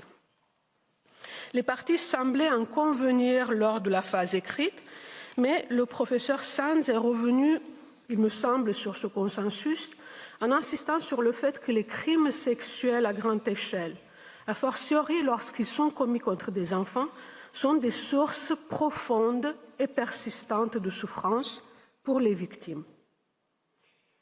Et c'est indéniablement ainsi. Mais ce n'est pas nier la souffrance des victimes que de rappeler qu'elle ne suffit pas elle-même à faire entrer les crimes sexuels, lorsqu'ils sont établis, dans l'élément matériel du génocide. Dans l'affaire croate, en interprétant le terme grave de cette disposition, la Cour a conclu que les sévices sexuels relèvent de l'actus reus lorsqu'ils sont tels qu'ils contribuent à la destruction physique ou biologique du groupe, en tout ou en partie. Pour ce qui est de la littéra C, la soumission intentionnelle du groupe à des conditions d'existence devant entraîner sa destruction physique totale ou partielle, l'articulation avec le dolus spécialis, elle est transparente dans la formulation même de cet élément matériel. Dans l'affaire du génocide en Croatie, la Cour a précisé, je cite, que les conditions d'existence doivent elles-mêmes être des modes de destruction physique par lesquels l'auteur vise à terme la mort des membres du groupe. Fin de citation. Et dans cette même affaire, la Cour a considéré que les viols, les privations alimentaires et de soins médicaux, l'expulsion systématique des logements et le déplacement forcé, les restrictions du déplacement ou les travaux forcés ne pouvaient entrer dans le champ de l'alinéa C que s'ils étaient délibérément imposés au groupe afin d'entraîner sa destruction physique totale ou partielle, ou si elle pouvait entraîner un tel résultat. Pour la littéra D, mesure visant à entraver les naissances au sein du groupe, elle doit également être interprétée à la lumière du dolus spécialis dans le chapeau. Dès lors, ces mesures doivent avoir été adoptées dans l'intention de causer à terme la destruction du groupe et elles doivent être objectivement de nature à le faire. Dès lors, comme la Cour l'a jugé dans l'affaire croate, je vous cite à nouveau, il faut que les circonstances de la commission de ces actes et leurs conséquences soient telles que la capacité de procréer des membres du groupe en soit affectée. » Fin de citation. Dès lors, au sujet des mesures de type administratif visant à réguler les naissances, la Gambie, elle affirme qu'elle pourrait relever de l'élément matériel parce qu'elle serait adoptée avec le dessein d'empêcher le groupe de se perpétuer. C'est faux dans les faits, mais aussi en droit. Je rappelle qu'il faut établir que la capacité de procréer des membres du groupe est en soi affectée. Monsieur le Président, je conclurai en invoquant moi aussi la figure tutélaire de Raphaël Lemkin.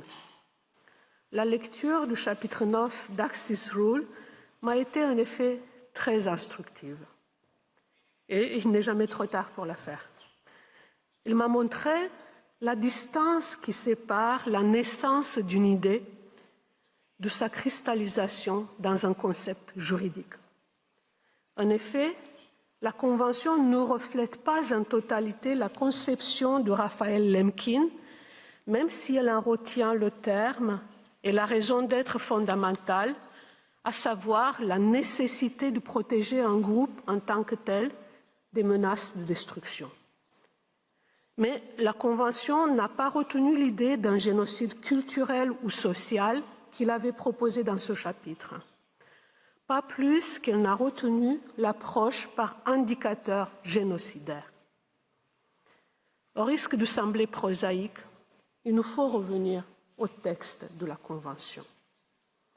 Monsieur le Président, ceci conclut la première session du Myanmar. Mesdames et Messieurs de la Cour, je vous remercie pour votre bienveillante attention. I thank Professor Miron, whose statement brings this sitting to a close. The oral proceedings in the case will resume this afternoon at 3 p.m., when Myanmar will continue its first round of oral argument. The sitting is closed.